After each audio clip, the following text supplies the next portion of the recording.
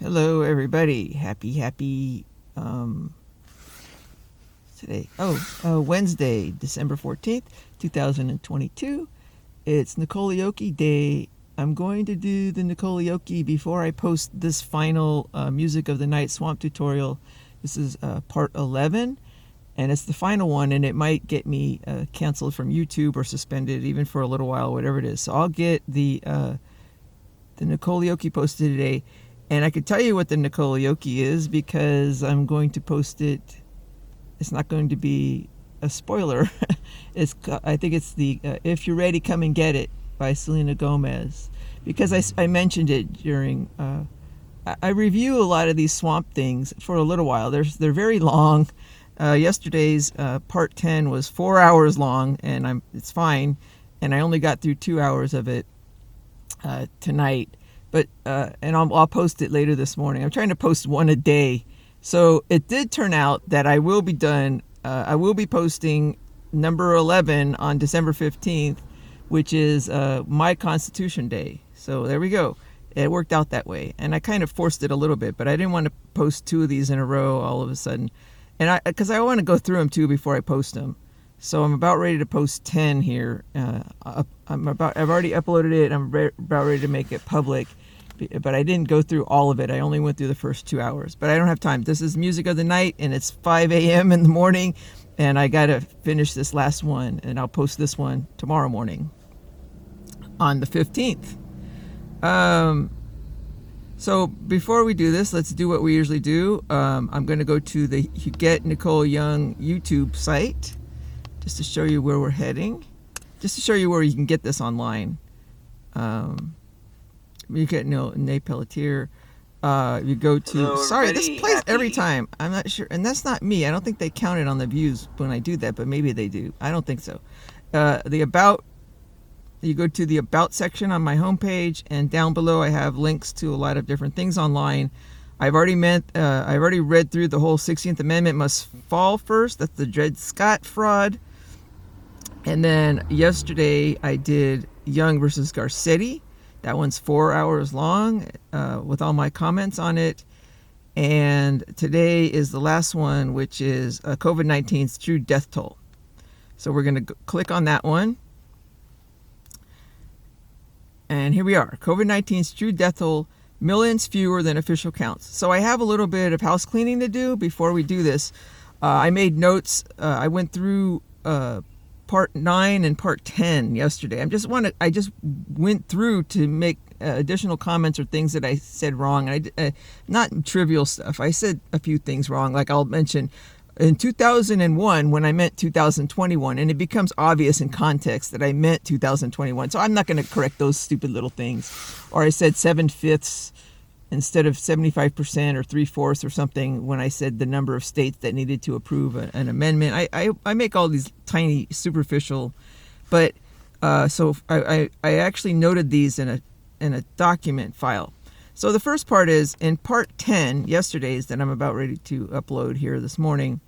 I talked about why I changed the title to this paper. So I created this paper. Most of the work behind this paper was done 3 days in a row last Thanksgiving. I just said, I'm not leaving the car until I find out what's going on with these deaths. or I'm not doing anything. And I had 3 days off a row from work. And I did the same thing this time to figure out I did the swamp stock tutorials. But and then I eventually ended up publishing this paper or sending it out for publication. It was rejected at Nature, and it's in Nature format. So in part 10, I described, it used to be called Millions Less because it was countering a paper from Nature that said COVID-19's true death toll, millions more than official counts. I couldn't believe it. In 2021, they were still, it was actually early 2022. I think it was February of 2022. They published this paper at Nature. That's how late it was, and they're still going on about the COVID deaths bullshit.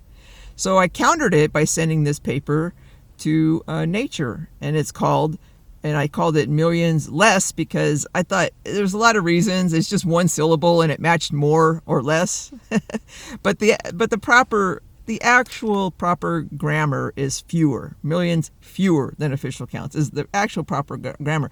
And I was just taking what's called poetic license and did it the other way. And I tried to explain that it wasn't a real number to begin with. So, I mean, the rules and the grammar are funny, and it was way too complicated.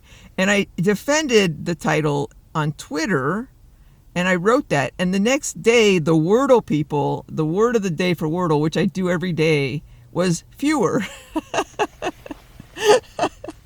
So I said, okay, so whatever. I get the feeling that either the algorithm is paying attention to me or the people there at New York Times at Wordle are talking to me, and I have so much fun with it. Like yesterday's or the day before, the Wordle was apply when I was mentioning in my YouTubes that I wanted, Anyway, I just think they talk to me sometimes, and what harm in letting me believe that? I'm having so much fun. I have hardly any friends. I have no life, but I'm living my best life just in this little tiny bubble world where I imagine that the people at Wordle, I imagine there's a group out there that are my people. And sometimes I get the feeling that they talk to me in this way, like this fewer, and that's all I needed. It made me so happy to see the Wordle was fewer. And I just needed an editorial opinion on whether to call it less or fewer. So after that, I changed it to millions fewer, and I submitted it for publication, and they rejected it at Biomedical Journal, but they have a system in place where if the top journal that you send it to rejects it, and Biomedical Journal is a journal I never respected before because it's a medical journal, and there's just, as a real scientist, as a hardcore researcher, we aren't even allowed to cite any papers in our papers that are by our medical journals. They're so bad. And that was that's in the 1990s when I was doing this science. So 30 years ago, we weren't allowed. And now it's even worse. So, but still, I thought, because they had published a paper that was critical of the pharmaceutical industry. And I thought, well, maybe they'll accept this one because it's very critical. But they didn't. But they do send it to other journals. So now it's currently, and I didn't realize this, but they sent it to another journal. And recently they contacted me, and they showed some interest in maybe publishing this. So that's the fun. And and that was in October. And now it's December. It's 2 months later. I said, yeah, I'll put it in Microsoft Word format. I mean, at the time it sounded like I would be able to do it, very easily. And I just had so much other stuff to do, including this, that's more important, I think. So I haven't put it in the Word format the way they asked, and it's been 2 months. But I think it's time I try to do it. But then when I look at it, I don't think they could publish papers that are in color. And this is very important. The figures I have in here are in color. So I might we'll see. And I put out a request at the time for anybody who wants to publish this and keep it in color and all this. Just come and talk to me, and it's all yours. Just put it in my format it the way you want. I'm too tired, but maybe I will now, and maybe by the time I do that formatting. So I just wanted to say in part 10, I started to describe how I changed the title to fewer from less because of the Wordle word, but I never got to that point. I got sidetracked. And I never said anywhere that the Wordle word of the next day was fewer. And I don't know, I'm looking at it, I'm going, I went through this whole rigmarole, this side thing, this whole, side issue, and I never mentioned that. So I did. I just wanted to mention that here. Shout out to the Wordle people. I think it made my day when I saw that. I laughed so hard, and then I changed it to fewer. Okay? And that's what I'm reading today. I'm reading the one that I submitted after I changed the title to fewer, and that's the only thing I changed in it is the title, okay? I didn't change the formatting. It's still in Nature format. I didn't change anything, and I don't want to. I don't feel like changing the format for every freaking journal that's going to reject this, because I know how this goes. It's just wasting my time. Okay, so if you want it, come. Oh, and the other thing is, if you're ready, and during part 10, I talked about this, and I said, if you're ready, come and get it. And I started to sing, in typical, Zoe's Infinite playlist kicked in, and I started to sing right there, if you're ready, come and get it. So that's going to be today's Nicole Young, which is going to be put up before this, so this isn't a spoiler alert. If You're Ready, Come and Get It by Selena Gomez is today's Nicole Young, which I will do before I post this. And that's written here, because as soon as I heard it, I read it. So, restate the balance of power by the people. So I wanted to say, in part 9, I started to talk about civics classes and how they should change when they're talking about checks and balances. Right now, civics classes and law schools and everybody talk about checks and balances as being between the three branches of government, the legislative, the executive, and the judiciary, and how this balance of power, helps put a check on corruption and on power. And they always forget the most important check on power of all of it, and that's the other entity involved, which is the people, the other side of the constitutional contract. There's the people, and then there's the government. And when you're talking about the checks and balances, they're only talking about the government part self-checking themselves. But that's a self-check, and that works. That's a good check. But the real check is the people's check on the other side of the contract, the people checking the government. And I mentioned in part 9 that there were really important checks by the people, and I only mentioned, I have mentioned this before, I just forgot. I forgot everything I wrote before, which is very, very brilliant and beautiful. But there's a people's check against all three of these branches, and so far, the only check mentioned is voting. Like we say, the people check the government by voting, which is the least powerful check you could have. By voting, it's just like voting, it's the least powerful check against the government. The three most powerful checks against each branch by the people have been knocked out by the Nazis so far, successfully, and that's why we have a fascist system. Okay, the most important check under this framework, these are the fundamental laws of peaceful self-governing. The other checks have to come back. And I forgot to mention the other ones, because at the time I said the most important check against the judiciary was the being a juror, the voting on the jury. So voting was a check against legislative and executive branches, yes, but the most important was the jury check.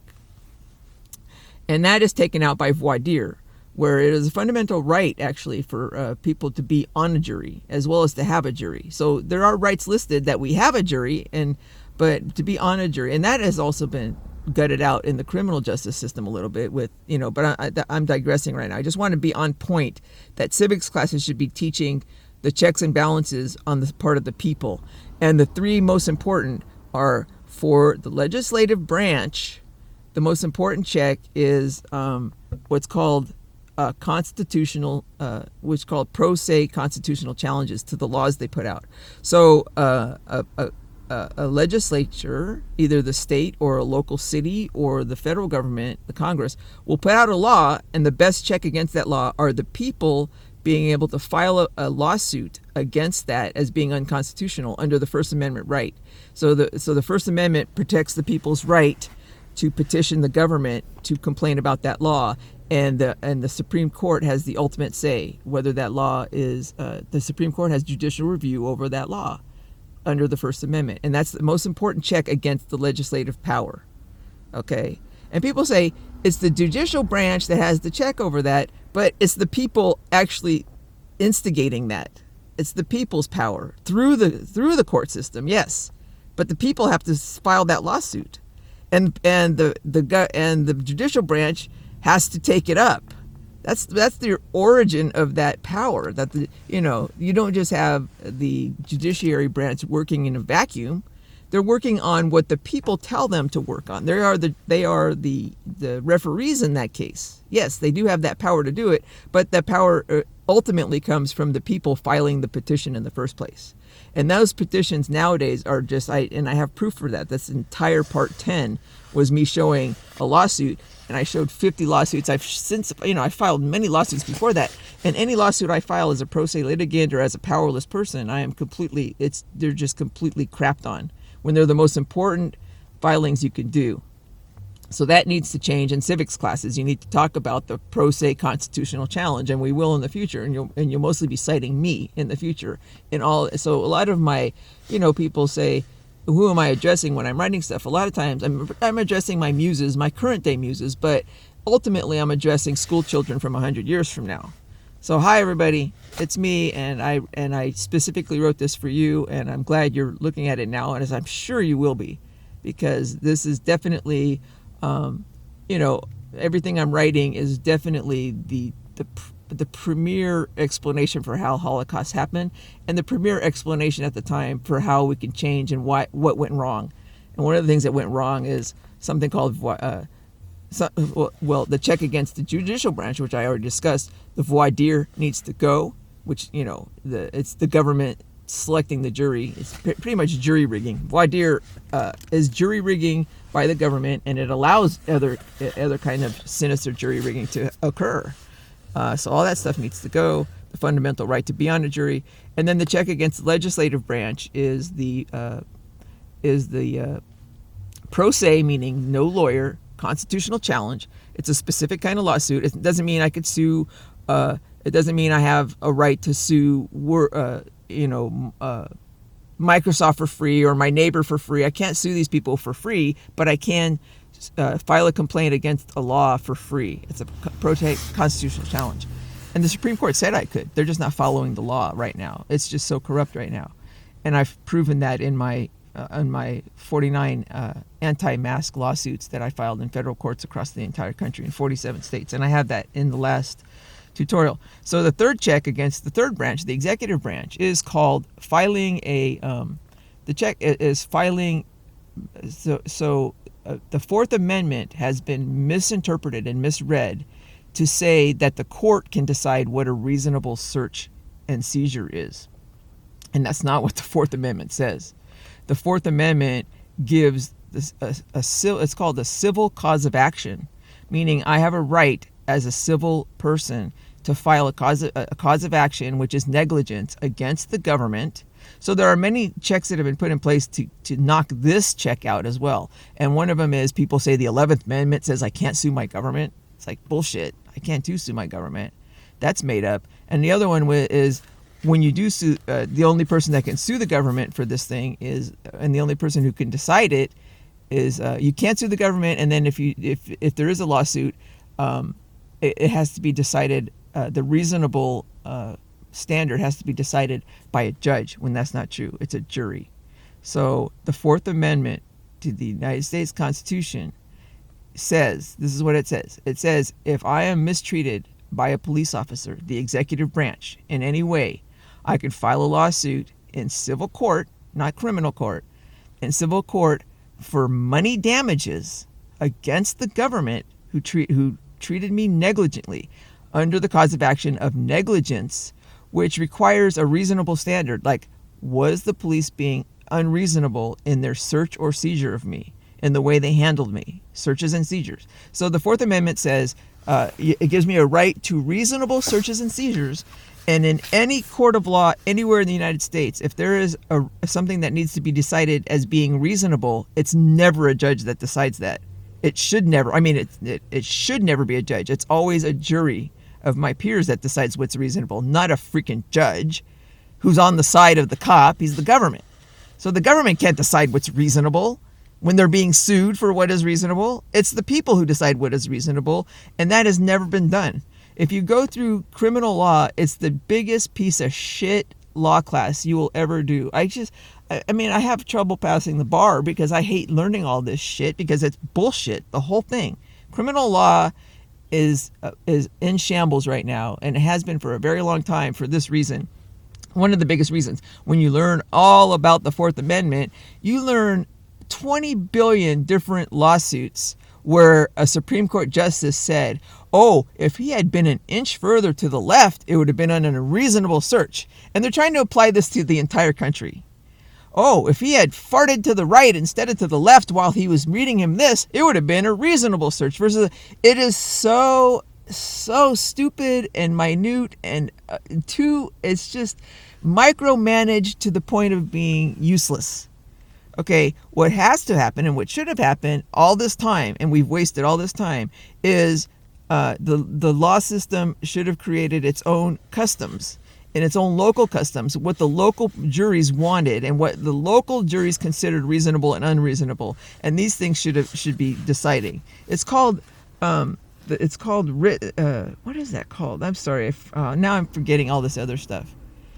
It's when the law is either written or you're doing it by custom. What is the matter with me? These words used to roll off my tongue when I came out of law school, and I haven't been in law mode for such a long time. But it's just the way when the court system and the juries and the trials decide the law. it's like the customary law versus the law that's written. And there's such an easy word for it, and everybody, all these lawyers are like shouting it at me right now, and I can't think of it for some reason. Anyway, so these are the 3 checks the people have against the government entities, each branch, and that they've all been torpedoed so far by the Nazis, and not accidentally. These were taken out a long time ago. So now they say, oh, they teach you in civics class, oh, here's your check, we vote. And I mentioned it before, really. So the reason these checks are very important is because they're specific for your local law, and they could happen immediately. Okay, all of them. I'm on a jury, immediately you have a response. If I'm on a jury, immediately I could file a petition, immediately if a law is really bad, and immediately I could file another lawsuit against the executive branch if I've immediately been. And their solution is, the current Nazi propaganda kind of narrative is, oh, if you don't like the way you were treated by the police officer, or you don't like a law that's unconstitutional that sends you away to a concentration camp, or if you want to be on a jury that decides the most important, somebody's guilty or not, or somebody, or that decides the thing the jury decides, if you're on it, is whether the law was reasonable or not, or whether the behavior of the cop was reasonable or not. The jury is going to decide that. That's the most important vote you could do in your life. It's very powerful because there you're only one of 12. You're not one of 50 million or whatever it is when you're voting in a big election. But they say, oh, if you don't like that treatment, you could vote him out of office. I mean, seriously, people, you could vote him out of office in 5 years, in 4 years, in 2 years. Just vote him out of office and put another slimehole in their place that does the same thing. I mean, to tell you that you have the vote and therefore it's a democracy is the biggest joke of this century. And dear school children, 100 years from now, I am not kidding. You have to live right now to realize that is what they're saying, and this is what they've been saying for 100 years. I mean, you know it inherently, and you're laughing at us for what we're saying, but they're saying it now. They're telling me in civics class, in the same class you're taking, they're telling me that the best check against the government is I get to vote them out of office in 5 years if I don't like their behavior. Because that's how bad it's become. We're completely ignoring the Fourth Amendment. We're completely ignoring. We're using voir dire to let the government choose who the juries are for that vote, which should be taken out. And we're also completely ignoring pro se constitutional challenges to the laws. Okay, they're ignoring my lawsuits, which are the most important. And all the lawsuits going on right now that they're considering important is between government entities. It's just the government over there fighting between swamps. That's all it is. Just too powerful. Or corporations, they're all one big swamp. So the big, Microsoft sues this, or the government sues this, or that state sues that state. In this state, it's not. While I am just completely being ignored, while I have the most important filings here concerning COVID, considering everything, my lawsuit should have gone straight to the Supreme Court. Okay, and over COVID, and they don't do it because these are issues that these are the core issues that need to be answered, and they don't want to do that. They're just doing They're just doing distractions. Everybody's just being distracted by the media and by these stupid lawsuits while it's just all shadow government going on. And this is a fascist system, and that's what happens. And that's what's going on, but we're going to get back to it. So I wanted to say that I missed an opportunity to state this when I started to state the checks against I was starting to state checks against the government that should be in civics classes, and I completely forgot the Fourth Amendment right to sue them for unreasonable searches in a court of law, civil law, over money, and I forgot the petition all the petitions I'm filing. I forgot to mention that I did kind of mention it in passing, but I didn't, a little bit later. I just wanted to put it in one place. If you're ready, come and get it. Okay, at 1 hour marker in part 10, I fall asleep while talking about paying filing fees for all these petitions that they wanted me, every petition I filed probably 70 of them by now, different kinds of, or maybe 50 or 60, whatever. But they want me to pay $400 every time, and I started to say that's unconstitutional. And I think when I ended that rant, I think my brain just shut down because I was getting overheated, and also maybe I knew subconsciously that I was going to talk for another 3 hours and I needed to take a little break. It was amazing. I don't know what happened, but it was funny because I stopped talking, and I just want everybody to know that's not your if anybody's going through this, I don't know who, in the future. It's not me. It's not your computer shutting down. It's me. I shut down for like a minute. I just fell asleep. And after that minute, that's all I needed was a minute snooze. I even snored myself awake 1 minute later. I didn't know how long I had napped. I napped for 1 minute. But a lot of times when I'm ranting or something and I hit upon something that really like I really said what I needed to, I'll fall asleep. Like I'll say, okay, good. And I actually will sleep better then. I mean, I don't have any problem sleeping. I'm always fighting sleep. I have no problems with insomnia. But there are some times when I just feel like, oh, this is a good time to sleep. And right then I did. I think subconsciously my brain does funny things like that. And I just wanted to note, because the future children are going to know, the future school children are going to know a hell of a lot more about how the subconscious works. And there's something going on with me sleeping there that they're going to know about that I don't know about. And they're going to be laughing at how much we don't know. So I'm just wanting to point that out, school children. I know something happened there subconsciously. And my brain put me down for about a minute. And it was funny. It happened at the 1 hour time marker in part 10. I thought that was hilarious.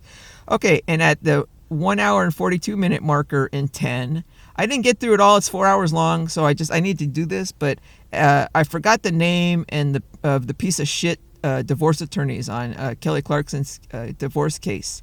And they are. Here's another thing. I only remembered Samantha Spector, and now I know why. Because the other day, Wordle put up Amber as a 5-word, as the word of the day, and I thought it meant amber waves of grain. So I said, and it wasn't even the Star Spangled Banner, but I ended up singing the Star Spangled Banner because I thought that Wordle might be requesting that I sing the Star Spangled Banner or America the Beautiful, but I didn't like America the Beautiful as much. So I sang the Star Spangled Banner. It was also very appropriate because I thought it might be the last Nicole Young I file, and it's just like on the TV stations when they go out at night and they sing the Star Spangled Banner and they're done. I thought that might be the last Nicole Young I ever file. Tomorrow's might be, if you're ready to come and get it. But I thought that was appropriate too, because it's like I'm saying goodbye. This is it, the Star Spangled Banner. But what they were asking me, I figured out, was they might be asking me to look into the Amber Heard defamation trials. And since then, I mean, I thought maybe Samantha Spector had something to do with that shit. So I just looked it up, and she does. So I was wondering why. So this is another subconscious thing, future school children. Yeah, I have been swearing against Laura Wasser forever on Twitter.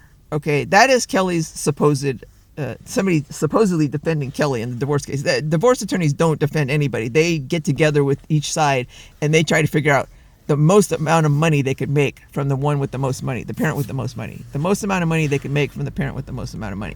Okay, that's how they do that. But I have mentioned that name, Laura Wasser, 20 million times, whatever. I do it on Twitter all the time. You big piece of shit divorce attorney. That's what I call her. I say asshole divorce attorneys, and this is a redundant term because they're all assholes. And I mention her name.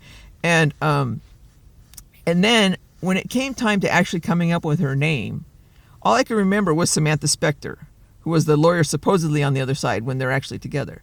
And I couldn't even remember Scott Gordon, the gay judge who's all in cahoots. They're all in cahoots with each other. In family court, it's the biggest swamp. But then I thought, why Samantha Spector? Why? So it forced me to have this thing in the back of my mind that she might be involved in the Amber Heard trial. So I looked up, and she was Amber Heard's lawyer, I believe. So I will look into that, Wordle people and Samantha Spector. So that tells me that the Amber Heard, I don't know who was good guys, bad guys, and everything, but it's kind of telling me the Amber Heard side was the fucking swamp whole city on that fight. And also, I think Johnny Depp won, but he's going to probably lose on appeals because the appeals courts are all are like the legislator. There are no judges really anymore in the state level because they're all voted into office. So it's just like there's no judges. They're just it's just swamp because they're all bought. The way the Constitution sets it up says judges must be, first of all, appointed by the executive branch and then voted in by the legislative branch. So there's all these checks. And if you want to buy a judge under those conditions, and then once he's on the bench, he stays for life. So it sort of isolates him from politics. And you say, oh, but then they could go rogue and do this and that. And it's just like, it's very unlikely after somebody has been to that level, you know. I mean, I'm not saying this system guarantees anything, but it's also, the system is set up to, you know, statistically do the most likely less corrupt. And that's the most likely way to get a really independent person deciding things, is to isolate them this way. And that's why they're specifically set up that way. But then these idiots, oh, but what if they go rogue? And it's like, yeah, the off chance, the 0.0001% chance that this person, after going through law school and doing this and then, is that all of a sudden going to go rogue. And then you also have a check in place that says if they do go rogue, you do have a check called impeachment. So there is a check to get them off the bench. It's not like they're not checked that way. Okay, but now, and so what it makes it really hard to buy a judge that way.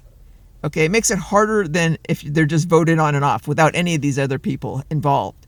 If you don't have the executive branch involved, which will, you know, they get to choose whatever the judges they want, and then the legislative branch agrees with them. Okay, you have a lot of checks, and you look embarrassed by putting on the bench some local yokel, which they do now. Because if you could vote judges on and off the bench, which they do. Even the appellate court judges are voted on and off the bench in California.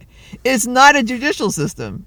It's just a joke is what it is. Okay, you're going to see if there's any kind of ruling like I did. I mean, I learned this in 2000 after 7 years. They went up against 12 out of 12. I already talked about this other way, but I'm just saying that I want to mention right here that Laura Wasser and Samantha Spector and Scott Gordon are the biggest pieces of shit attorneys in the history of the world, because the family court system is the biggest swamp, and they are the biggest players in the biggest swamp right now. And they are on Kelly's case, and I always had a feeling to protect this girl from a very long time ago, and it's not coincidental. I think it comes to a head right now. It's to protect her from these three in particular. So it's not accidental that, anyway. So she's my muse, and I'm trying to protect her, and she just happened to, attract the three biggest pieces of shit on the planet. So I'm thinking the Samantha Spector. I'm thinking I'm already biased on the Amber Heard. I'm telling you right now.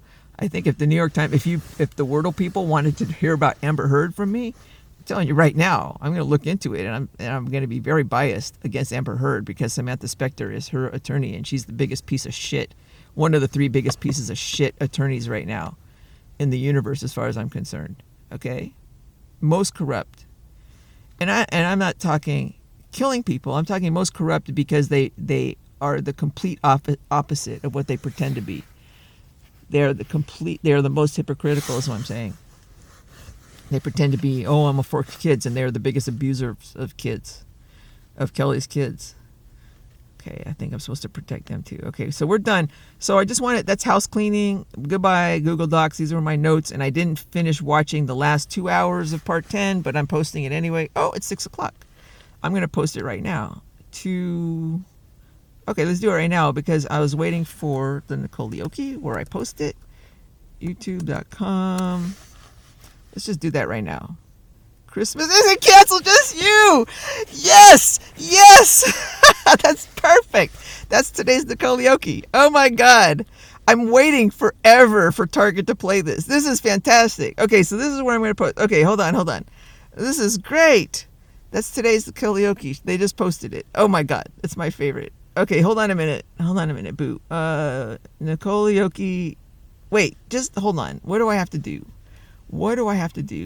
I have to go to YouTube. Hold on. Everybody, hold on. Hold on. And also, it's becoming a peak too.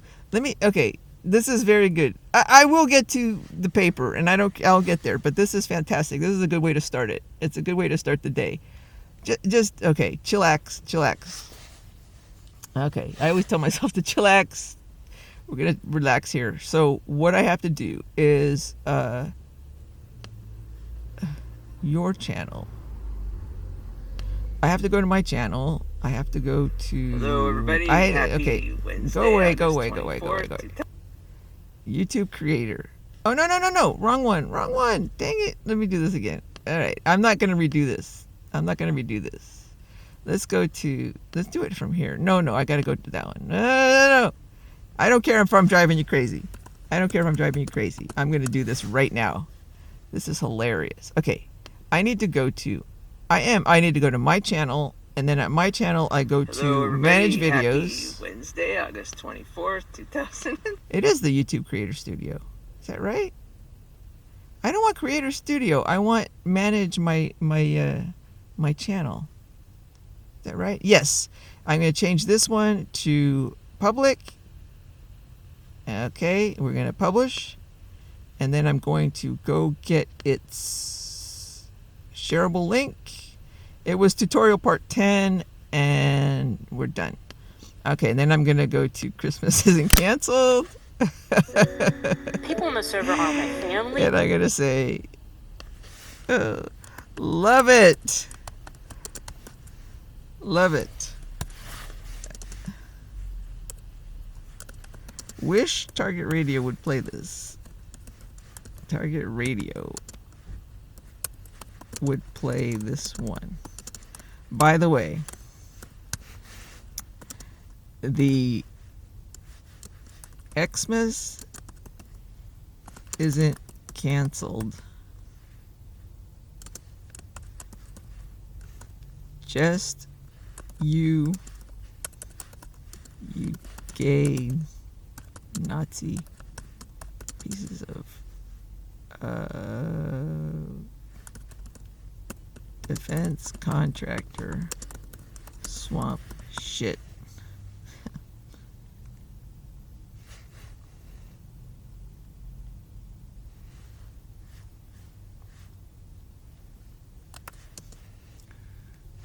Us.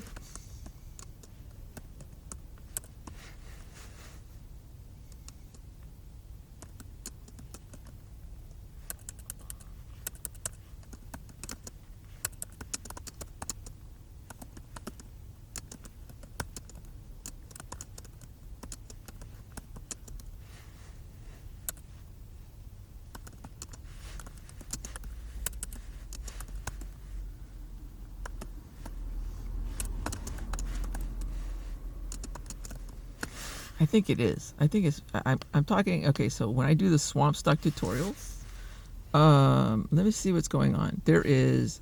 Let's do Dow today. So this is called. Let me see what's going on. Let me see. Wait a minute. Exxon Mobil stock.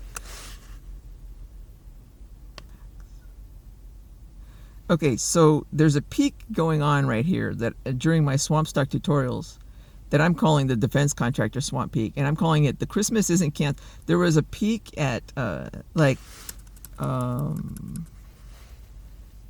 was the Christmas Isn't Canceled, just you. This is all during the swamp stock tutorials at the very beginning.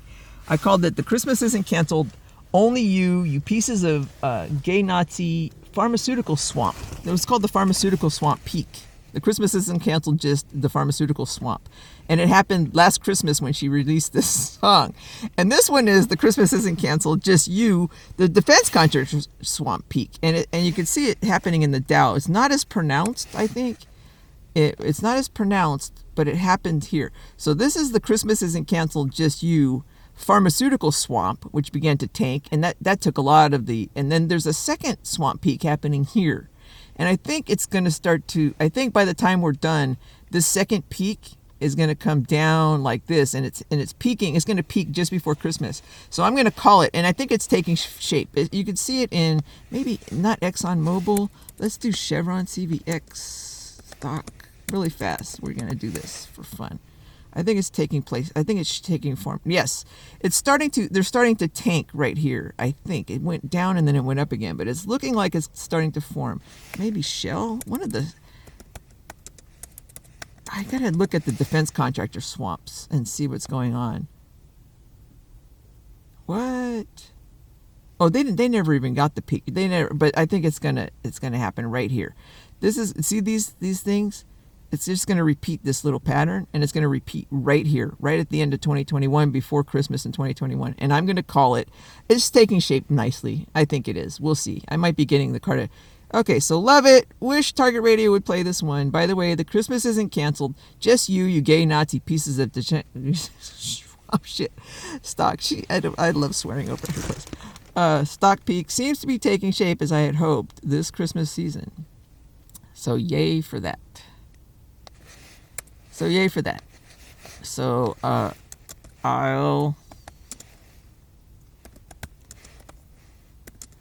Xmas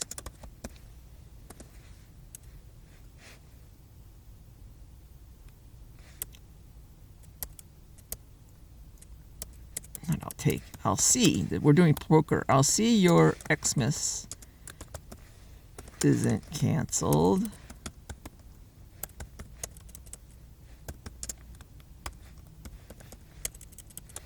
Just you.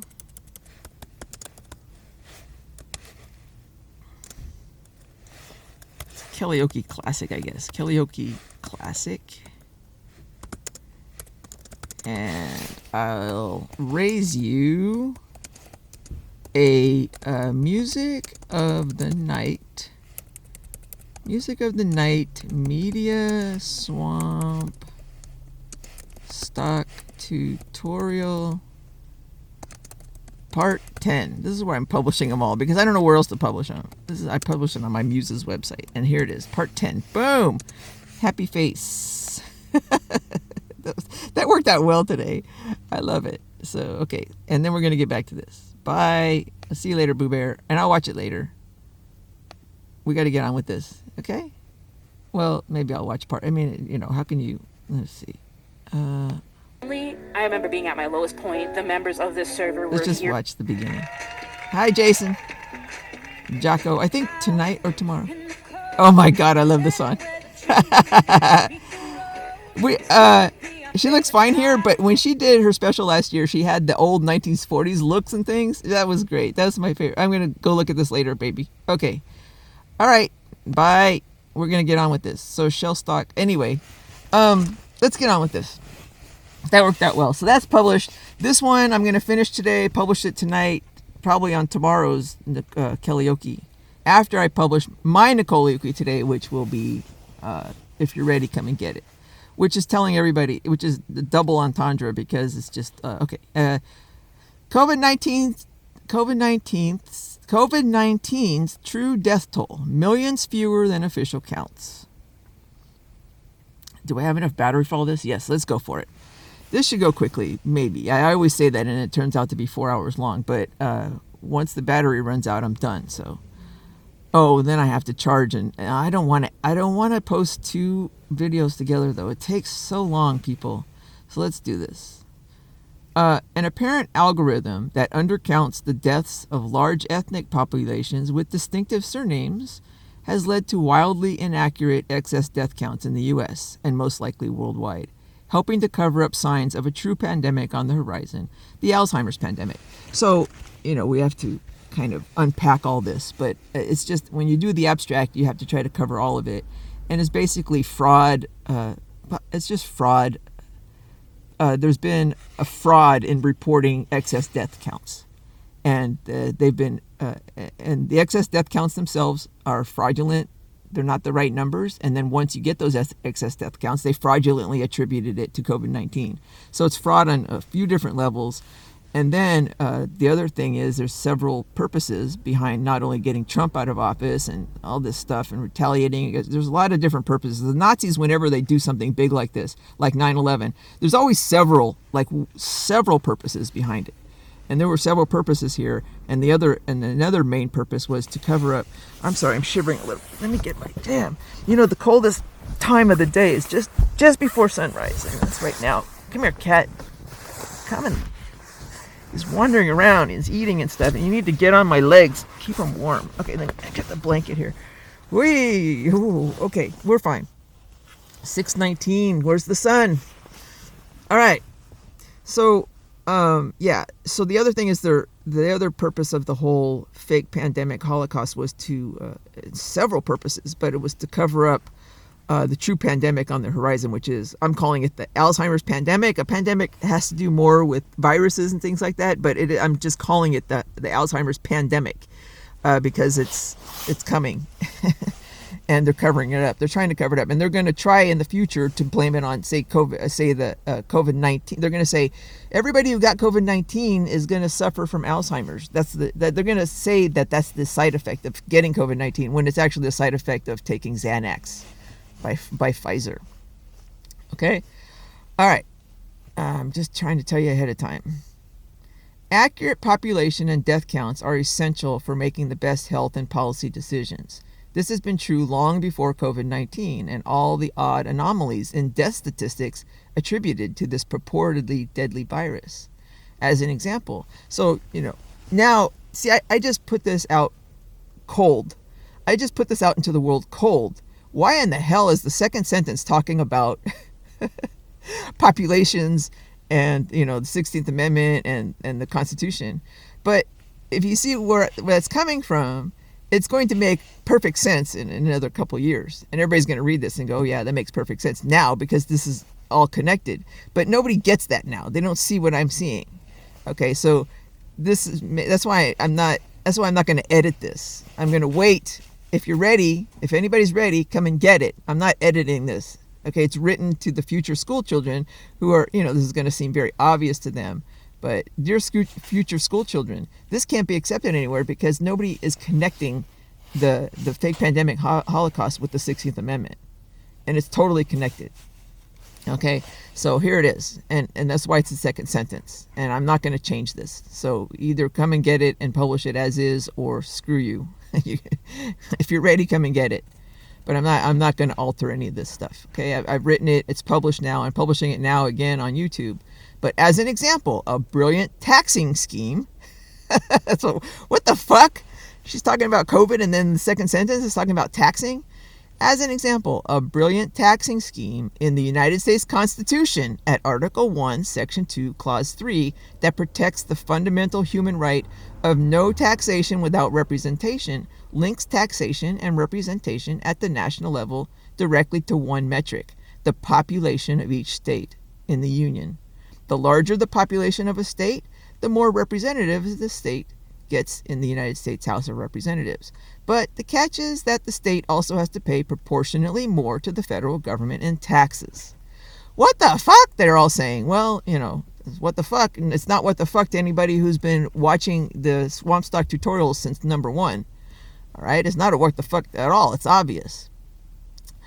Tying taxation to population in this manner disincentivized the states from overinflating their population numbers just to gain more power in Congress.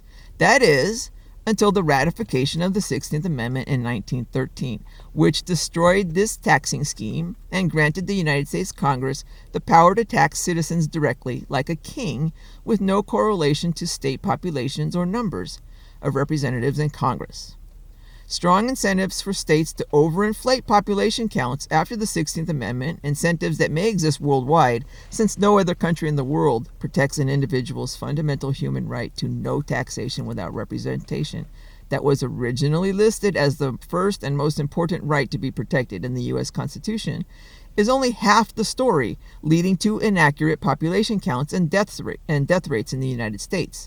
States are also pressured to undercount deaths of residents to make public health policies appear better than they really are.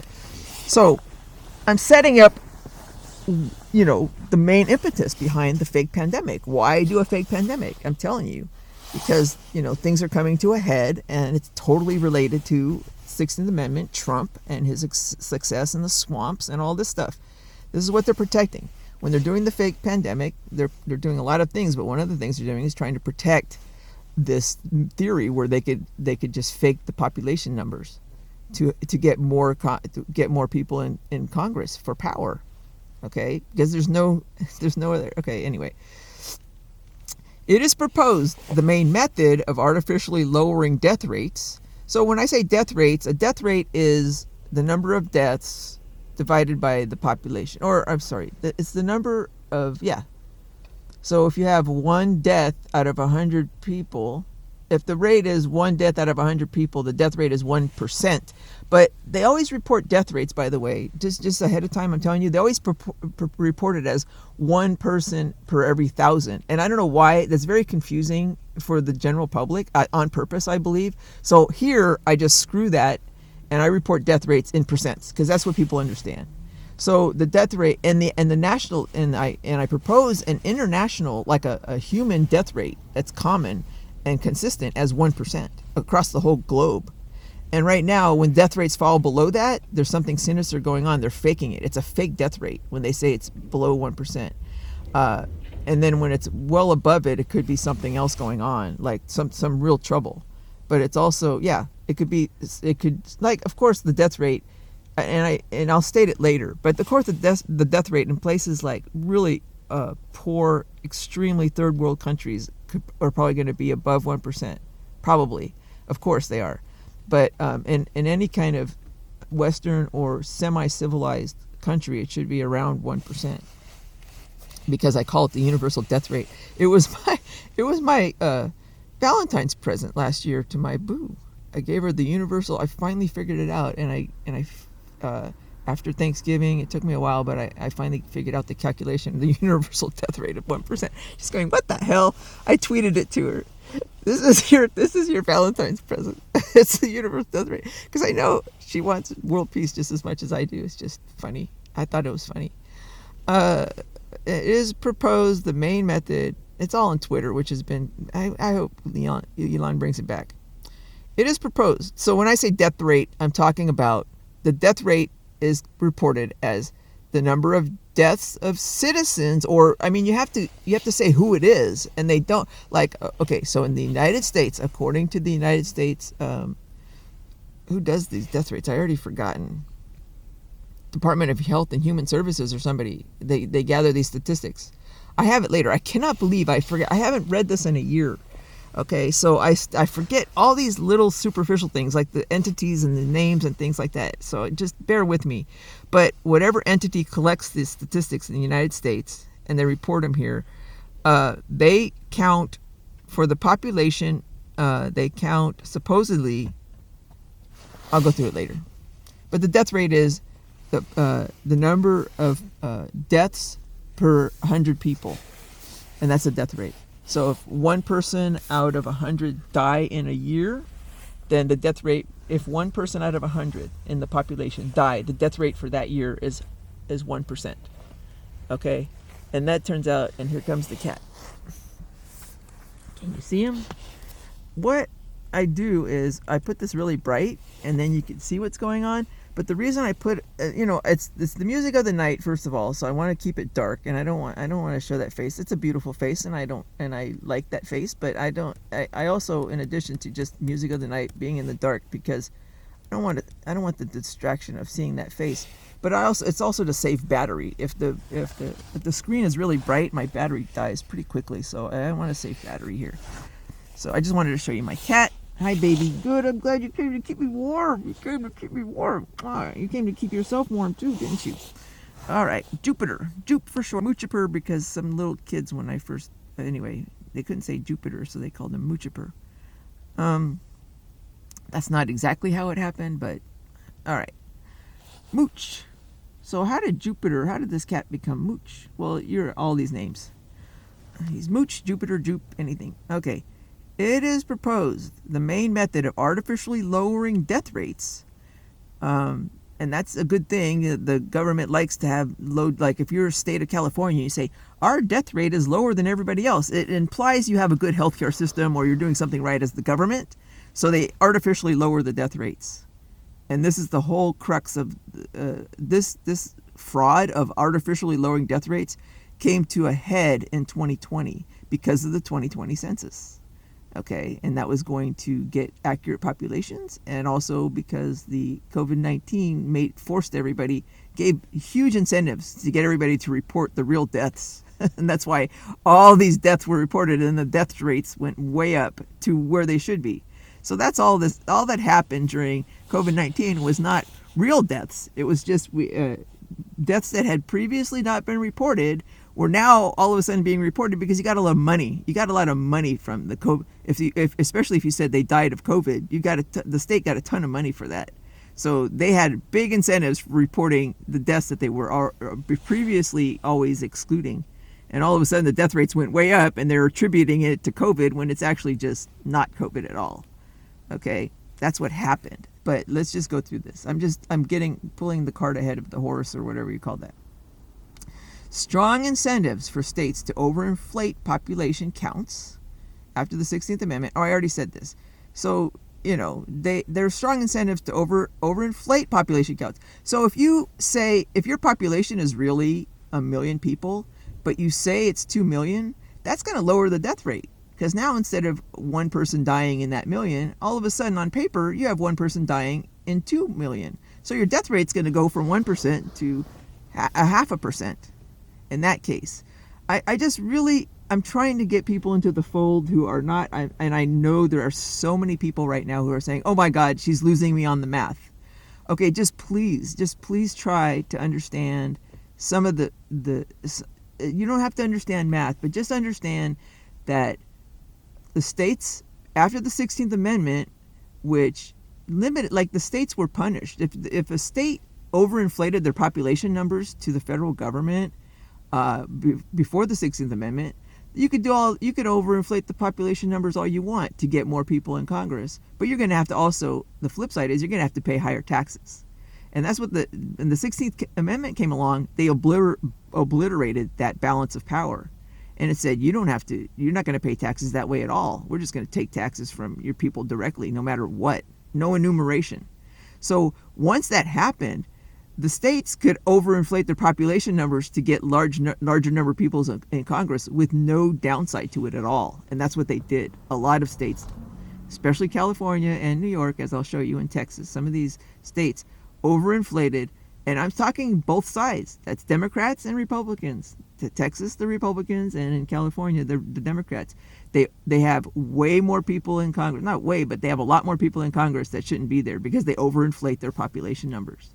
Okay, their real population numbers. And you could do this more easily when you have a lot of immigrants. And that's why those two states. Okay? So we're getting to the bottom of all this shit. And it's all coming to a head in the fake pandemic. All right. So it is proposed. So one way to artificially lower the death rate is to overinflate your population numbers, which now is twofold. You have double incentive to overinflate your population numbers. The first incentive is you get more people, more representatives in Congress, because the more people you have, the more Congress people you have representing your state at the federal level.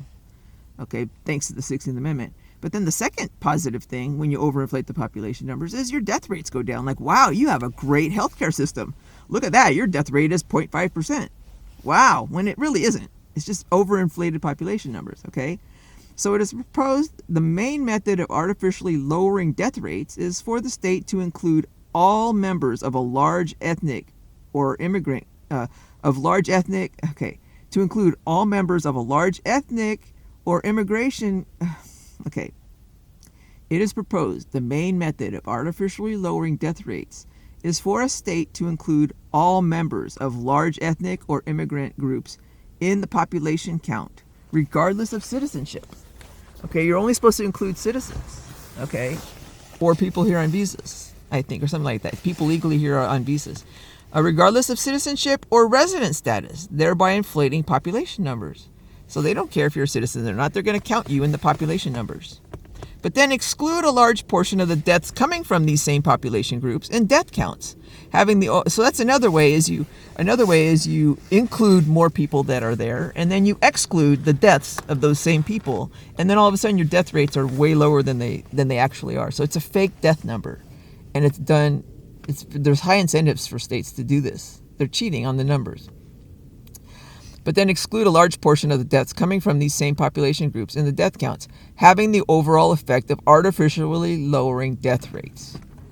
Okay, so how do you do this without getting caught? Well, here's how you do it. It is further proposed only the largest ethnic groups with distinctive surnames like Latinos, Chinese, Indians, and in some cases French Canadians and Franco-Americans were targeted for this practice to facilitate accurate determination of ethnicity or race quickly and easily.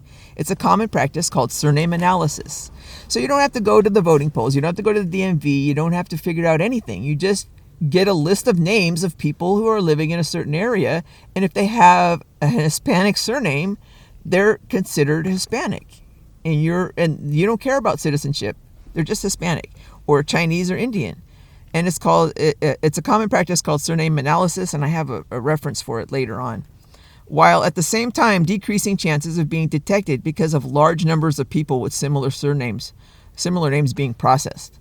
So if you exclude the death of somebody named Sergei Romanov, who's a Russian, that's a Russian guy. He might not be a citizen, or it just sounds like he might not, it would be flagged for an immigration for an incorrect death. Okay, but if you see the name of Perez and they're including him in the death, and he could be a citizen or not, that's a lot of names to go through to establish whether they're citizens or not. And you're not going to do it. It's easier to manipulate these without being detected, is what I'm saying. And that's why these groups are used. These specific groups of people are used. And that's why you could successfully do this in places with large immigrant populations, more like California and Texas, which I'll show you later are the biggest frauds of all, are California and Texas on both sides. Okay? Such practices have not only allowed state health policies to appear better than they really are, but in recent years it has allowed for the purposeful cover-up of a real pandemic on the horizon called the Alzheimer's pandemic. All right, so that's my introductory paragraph, and you're saying, what the fuck? She's talking about 16th Amendment and populations and fraud, and, well, yeah, and I'm not changing it, sorry.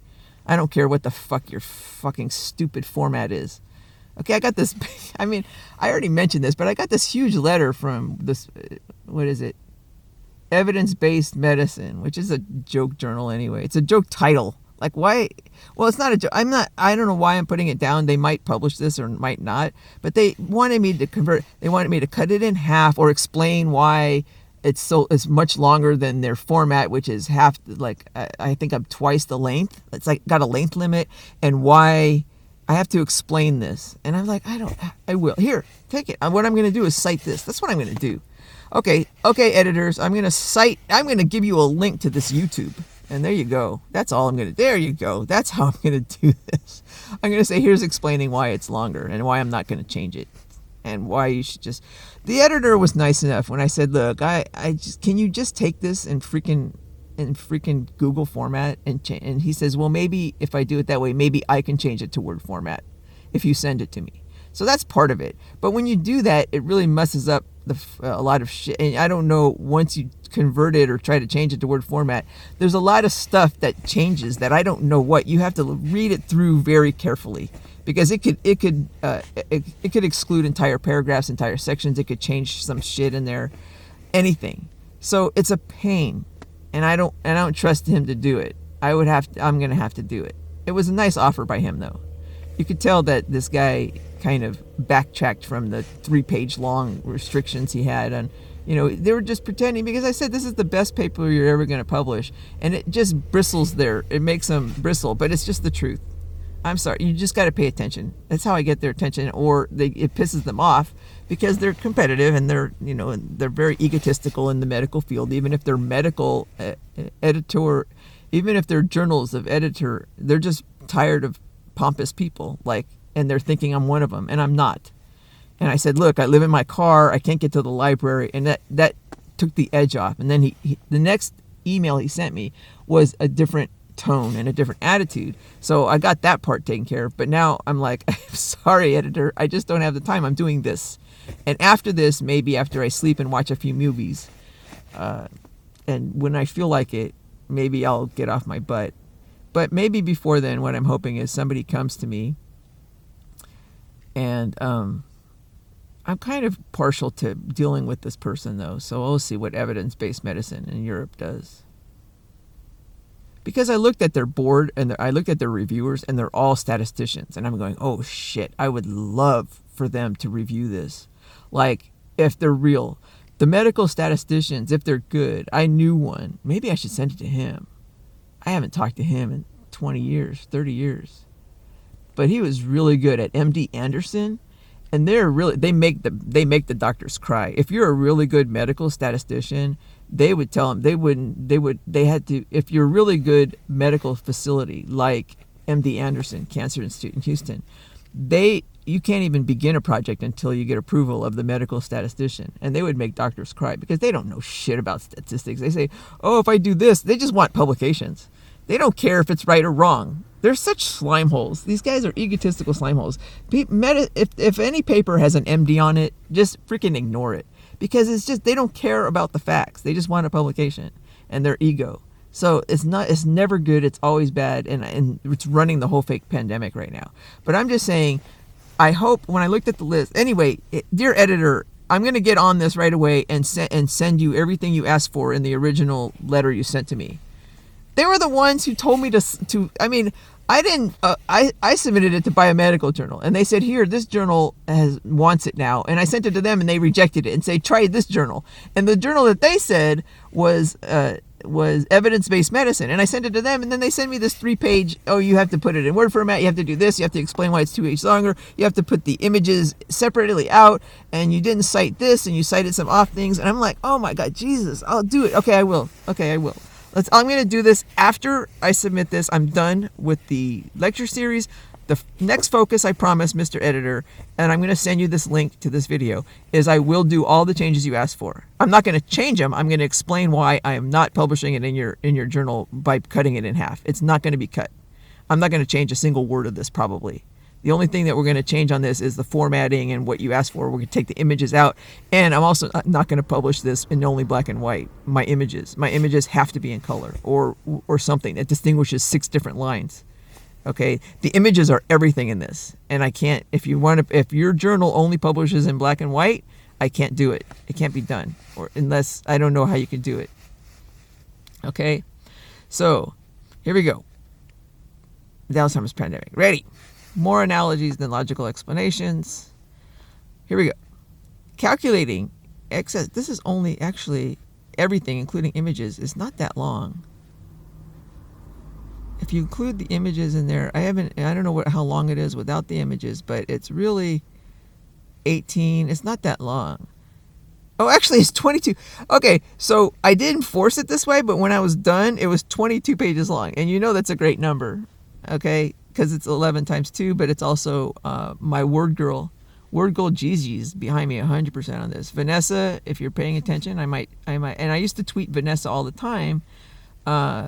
When she lost Gigi, I thought Gigi was word girl Gigi. I thought she was behind me 100% on all this stuff, and she's still with me. But look, she's the number 2 and 22, and is also it's also a compromise between me and my boo, because 24 is her number and 11 is my number, so we'll make it 22 because she's even, I'm odd, and 22 is typically not a good number for me because it's even, but it's 11 times 2, so it's a good compromise number. So it represents my boo and it represents a word girl Gigi, and so I like the length as it is. I'm not changing the length, but I will have to take the images out and put them separate, which will change the length. I'm not cutting this. This is the length it's going to be, period. And it's just going to stay published here otherwise. If you're ready, come and get it. If you're serious about getting the truth out, and if you're serious about having a publication that's going to be the most famous publication in the history of the world, probably in your medical journal, then come and get it if you're ready. In the meantime, I'm going to make an attempt to get this published at Evidence-Based Medicine because I liked their board of reviewers, which were all statisticians. So we'll see. More anomalies than logical explanations. Calculating excess deaths is the preferred method to estimate the death toll of a catastrophic event such as a global pandemic. And the one here, I don't think is a footnote. Yep, I think that's a citation. Okay, fine. There are 2 main caveats to this method, however. 1, accurate population and death counts are required for accurate excess death counts.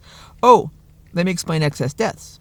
So everybody says, oh, this number of people died of COVID and whatever, and you just can't trust that at all because the death certificates are the least reliable place to look for how somebody died or if there are more deaths from a pandemic.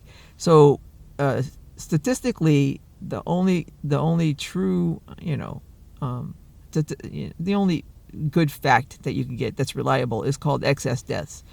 So sometimes if there's a fake pandemic, what they'll do is they'll say, oh, that person died of COVID. And then all of a sudden that year, all the heart attacks the number of deaths from heart attacks and strokes and all these things went way down. It's because they're attributing the death to COVID-19 when it was really just a heart attack. So that's where excess deaths come in. If you have a number of excess deaths, for instance, every year we have a certain number of deaths. They don't vary very much. Let's say, okay, California has 2 million people die this year, and then the population comes in a little bit, because when the population goes up, the number of deaths goes up too. But it's just really, you get kind of a steady number of deaths. Okay, I don't think they use death rates. I think they use number of deaths. Yeah. And it doesn't change very much because the population doesn't change very much, and it's all very steady. And what you're comparing, and if you're worried about population, instead of comparing last year's deaths to this year's total number of deaths, and I'm talking about all deaths of everything, every cause. And, the CDC doesn't do that. The CDC uses only certain causes. The CDC is the biggest manipulator and the biggest liar and the biggest pieces of shit on the planet for information. Okay, and this has been a long time coming. I knew this in freaking 1994. The FDA and the CDC and all these government entities, they are the biggest pieces of garbage. Okay, and the fact that everybody's relying on them is going to come out as being negligence on the part of these companies. CMCSA, Comcast, NBC, they're going to get their asses sued off for relying on CDC data alone to damage their audience members. It's complete negligence. You can't come out and say, "Oh, I'm going to force you to do something that's very unhealthy for you. I'm going to force you to put masks on and take vaccines and do all this shit because the CDC says," and that's very negligent for you to do that when it's not the law. And they were very exposed. Comcast, once the law was taken down, they still kept up these things because the pharmaceutical company was paying them to do this, which is fraud. So they're just getting, I'm sorry, this is my booze, the main employer and fund for her money and everything, and I don't see how they're going to undo this, the lawsuits that are coming. I don't see how they're going to avoid getting their asses sued off. And the only thing and then when they get sued, anyway, I'm just saying CDC has very bad now they're very good at collecting the actual raw data. They're not even that good at that. But when they manipulate the data in any way to spoon feed it to you, like here, no, we're not going to give you the raw data, which is what they were doing in 2020. My main focus of all those lawsuits was I need the actual raw data right now on number of deaths, and that's it, all deaths. I don't want the numbers from the CDC where they're reporting excess deaths and the numbers that they're using are manipulated to make it look like there's a pandemic. Okay, I knew statistically, and statisticians will know this, I wanted the raw data, which only came out in October. That's why this is 2 years beyond.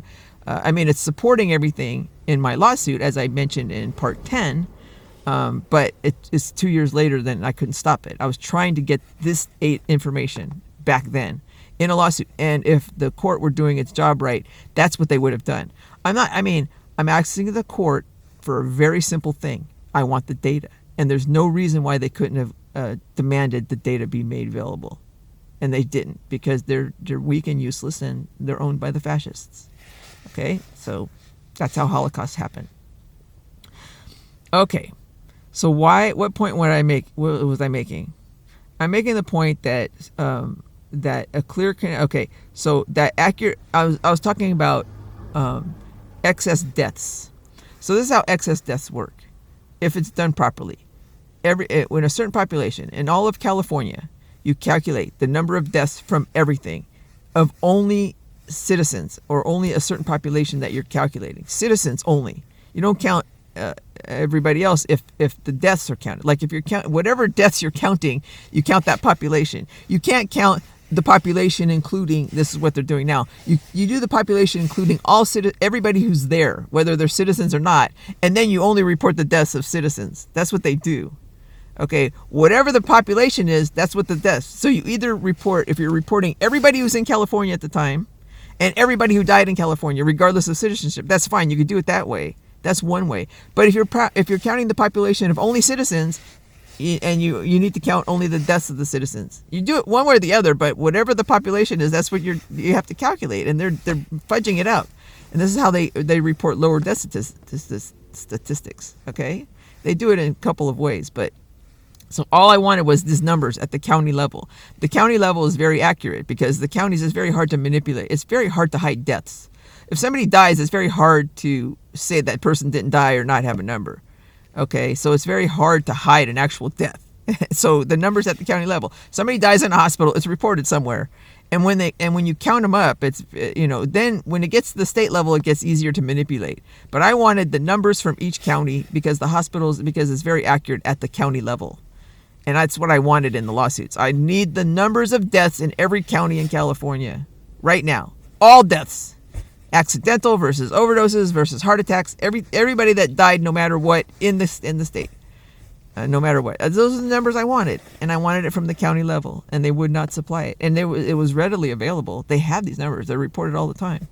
And the White House started demanding that. The White House was very smart during the pandemic. In like March or April, it was very, very controversial. They just stopped relying on the CDC entirely. Trump said, it wasn't Trump, it was Jared Kushner, said, F this. That guy is Mr. Statistician. I wish I would get his input on this. Come on, Jared. Come talk to me. Hey, it's okay. Or here you go, Jared. If you don't want this published right now for some reason, just at least get it reviewed so I know I'm on, just get it reviewed because I know science and I know statistics, but not like I don't have a PhD in it so I might be missing something or I could get some. I'm not missing something on a major level. This is definitely solid, but how I'm presenting it or some other information I could look at that could make it stronger, or I could change it to make it stronger. That I need some refinements, and I need a statistician to look at it and tell me what that is. And I hope you can have some kind of, even if they don't publish it, I just want some feedback. So Jared, if you're listening, just give me some feedback on this. But I'm pretty sure Jared spearheaded this idea that we're not getting stats anymore from the states or from anybody. We're getting them directly from the hospitals, directly from the counties. Period. If anybody dies in a hospital, you give us the stats, regardless of what the cause of death is. That's what they were getting what I was trying to get. So I'm sure they got it. But I want it to be publicly available. All right. So anyway, accurate population death counts are required for accurate I'm still on excess deaths. So this is how excess deaths work. Give me the total number of deaths and give it to me every year. And then 1 year, there's going to be a lot more total deaths if it's caused by a pandemic. That means people who usually don't die will die now, especially the most vulnerable. Older people and kids, and if it's a true pandemic, people who usually don't die will die, and you'll get a higher number of deaths that year alone. And then you subtract that year's number of deaths from the previous year, and those are called the excess deaths. And a lot of times, statistically, things vary. So what they'll do for excess deaths is they will average out the 4 years previous, 4 or 5 years. So if I want the excess death count, and I don't want it to rely on the number of population or just statistical variances and things like that, I'll average out the number of deaths. So in 5 years previously. So for 2020, I'll say in 1915, the total number, 1915, 1916, 1917, well, maybe the 5 years. In 2015, 2016, 2017, 2018, and 2019, the average of those 5 years of total deaths was this. And then in 2020, the total deaths in that year alone was this one number.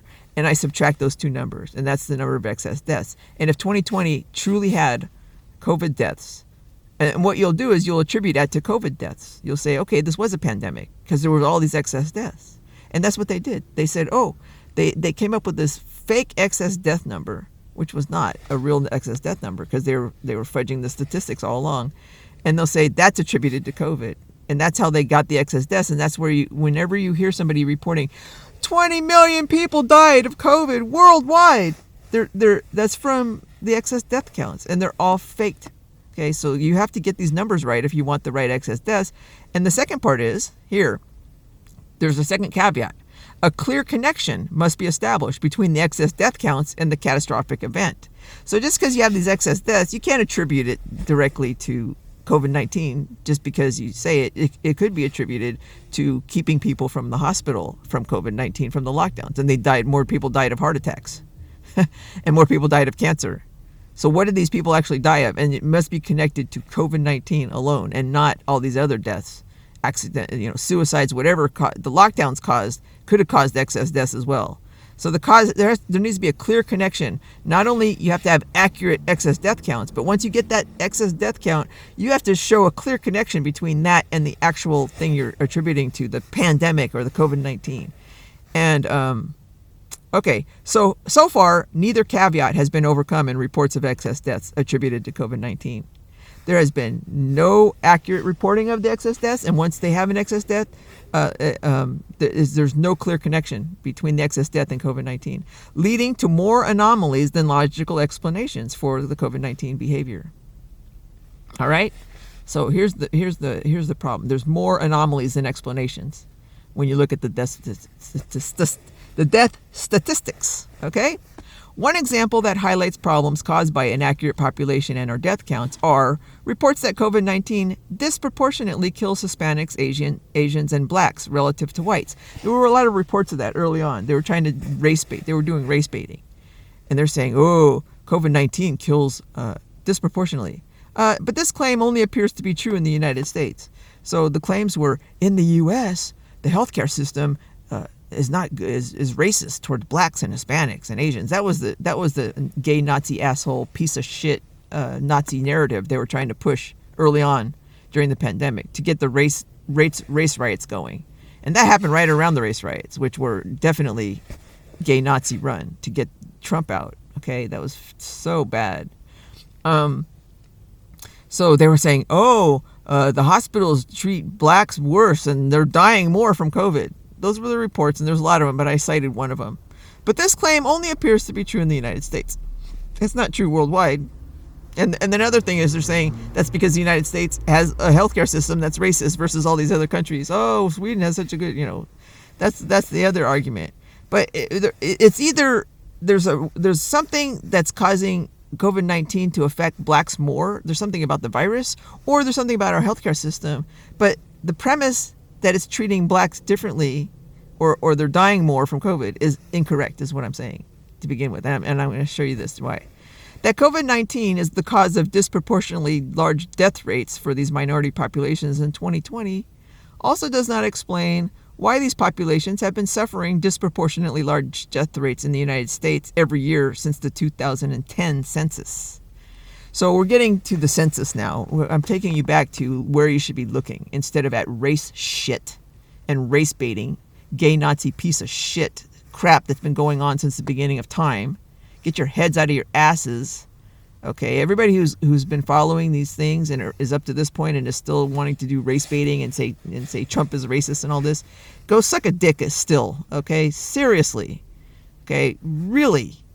Everybody is racist. Get over it. And even if it is, it's not going to matter once you get the 16th Amendment gone. Who cares? It's always going to be here. Just let them be racist. They just won't have any power over you as a black person, which is the main thing we're doing here. And this shit shows that they still have power over you. The fact that that you're saying we can't vote Trump into office because he's racist tells me that you're still in control of the gay Nazi assholes who are the most racist people on the planet, and you're still a slave to them. That's what that tells me, and it's sad. And I get it. Of course, I would probably be doing the same thing if I were black. Okay, but I just wish you would come over to the other side and enjoy this. It's just so much fun to be on the front line for the first time in the history of the world and being able to finally end slavery and finally end some of this shit right now in history.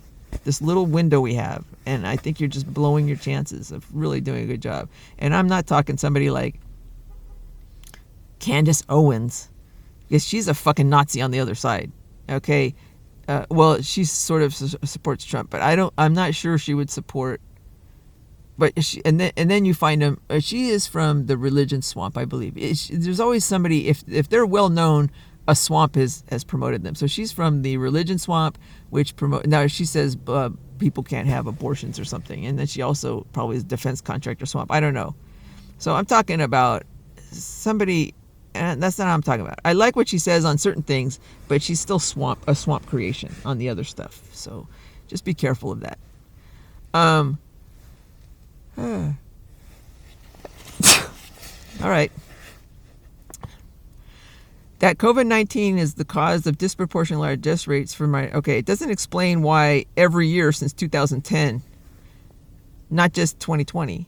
It's not like 2020, it's not like COVID did this. This is a pattern that's been happening every year since 2010.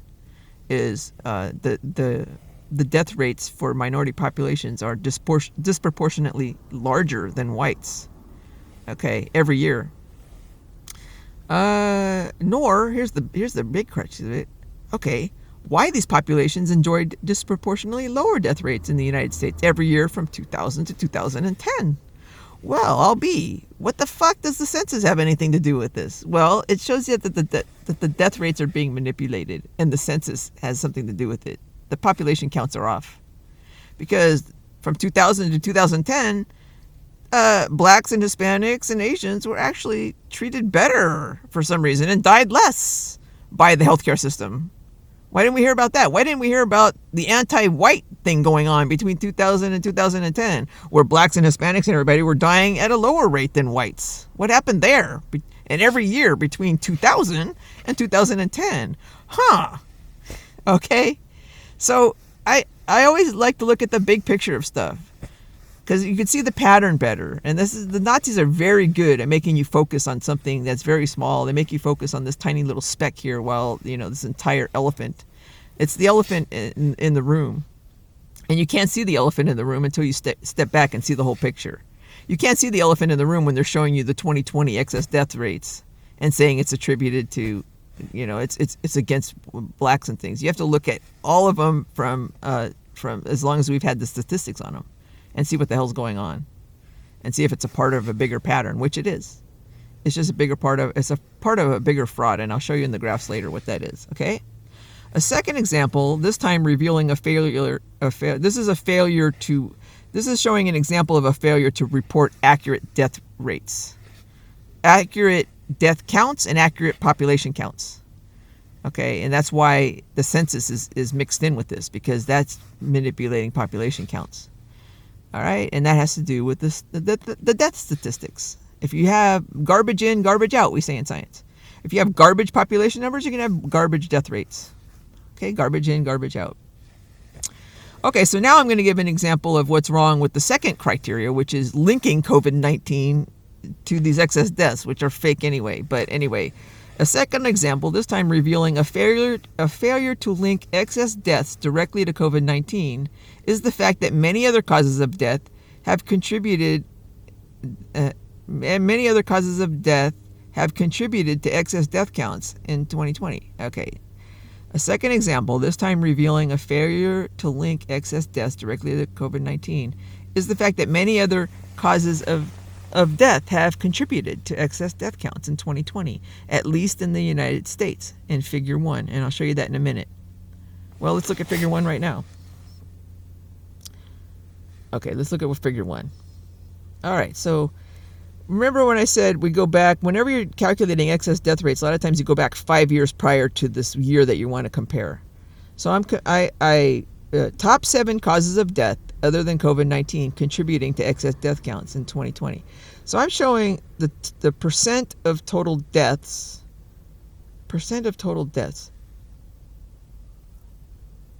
Oh my God. Crude cause of death rates were retrieved from U.S. centers. Oh, it's the U.S. CDC, yeah, and prevention. The CDC, wonder.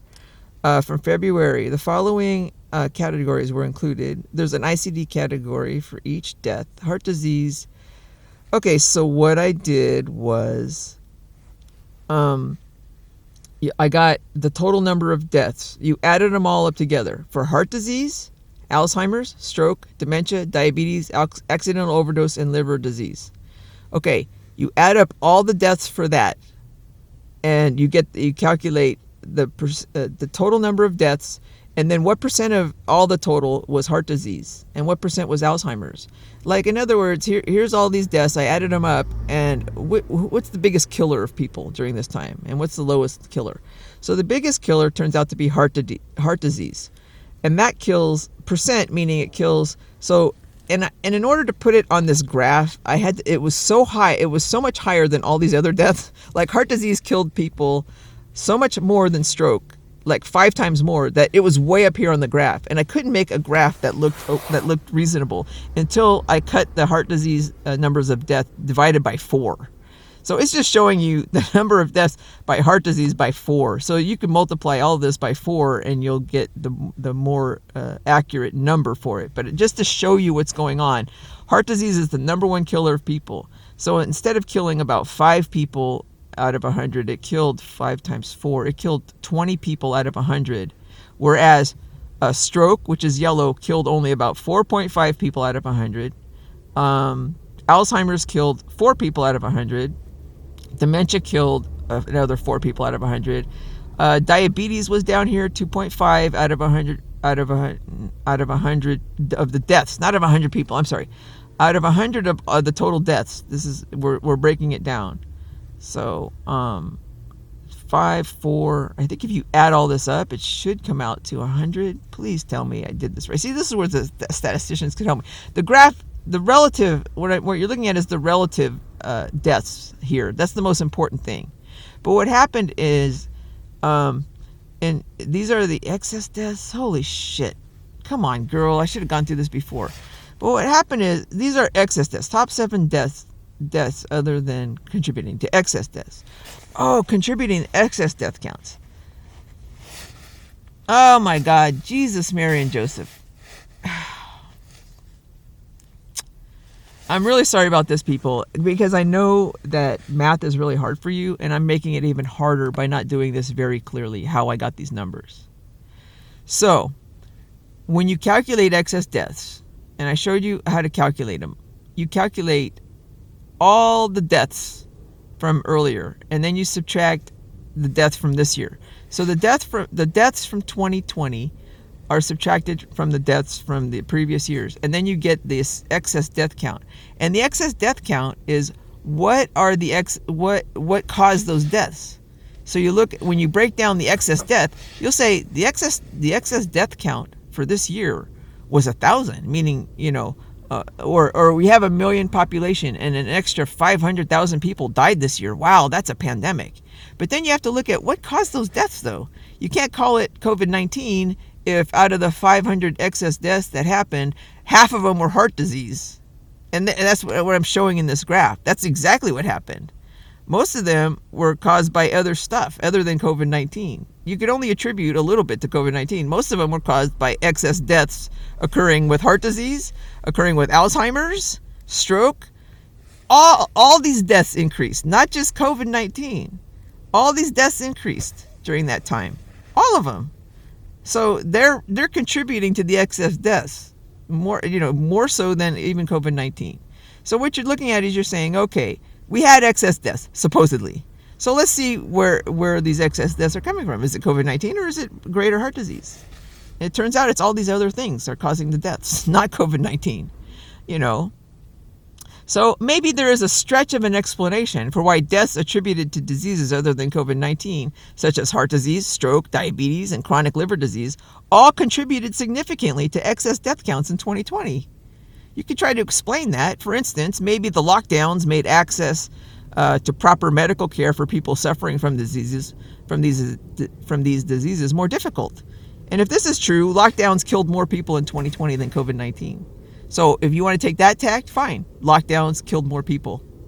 So the lockdowns were stupid, as we knew, because it killed more people than COVID-19.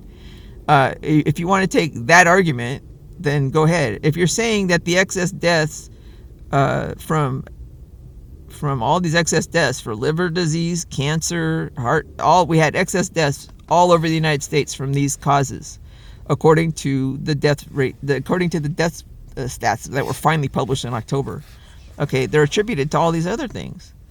It's because we shut down our hospitals. That's why, duh. Okay, well, maybe you don't want to take that argument. Maybe there's another explanation. Because, however, not even a stretch of a logical explanation can be put forth for how or why COVID-19 caused a significant increase in deaths from Alzheimer's disease, dementia, and the most difficult of all to explain, deaths from accidental overdose of opioids and other prescription drugs. Those increased a lot too. Yet an increase in accidental overdoses? You could say, well, I mean, it's an accident. So how did that happen? Unless you could say, well, people were depressed and they killed themselves. Well, that's not an accident. That should go under suicides. Okay, not under accidental overdoses of prescription drugs. Or they could say, all right, anyway, these last 3 causes of death are included on the list of top 7 causes of death other than purported deaths from COVID-19, contributing to excess death counts in the United States. Oh, that's the title of the damn graph. I'm sorry, in the United States. So it's going to be hard to go through this, but I'm sorry.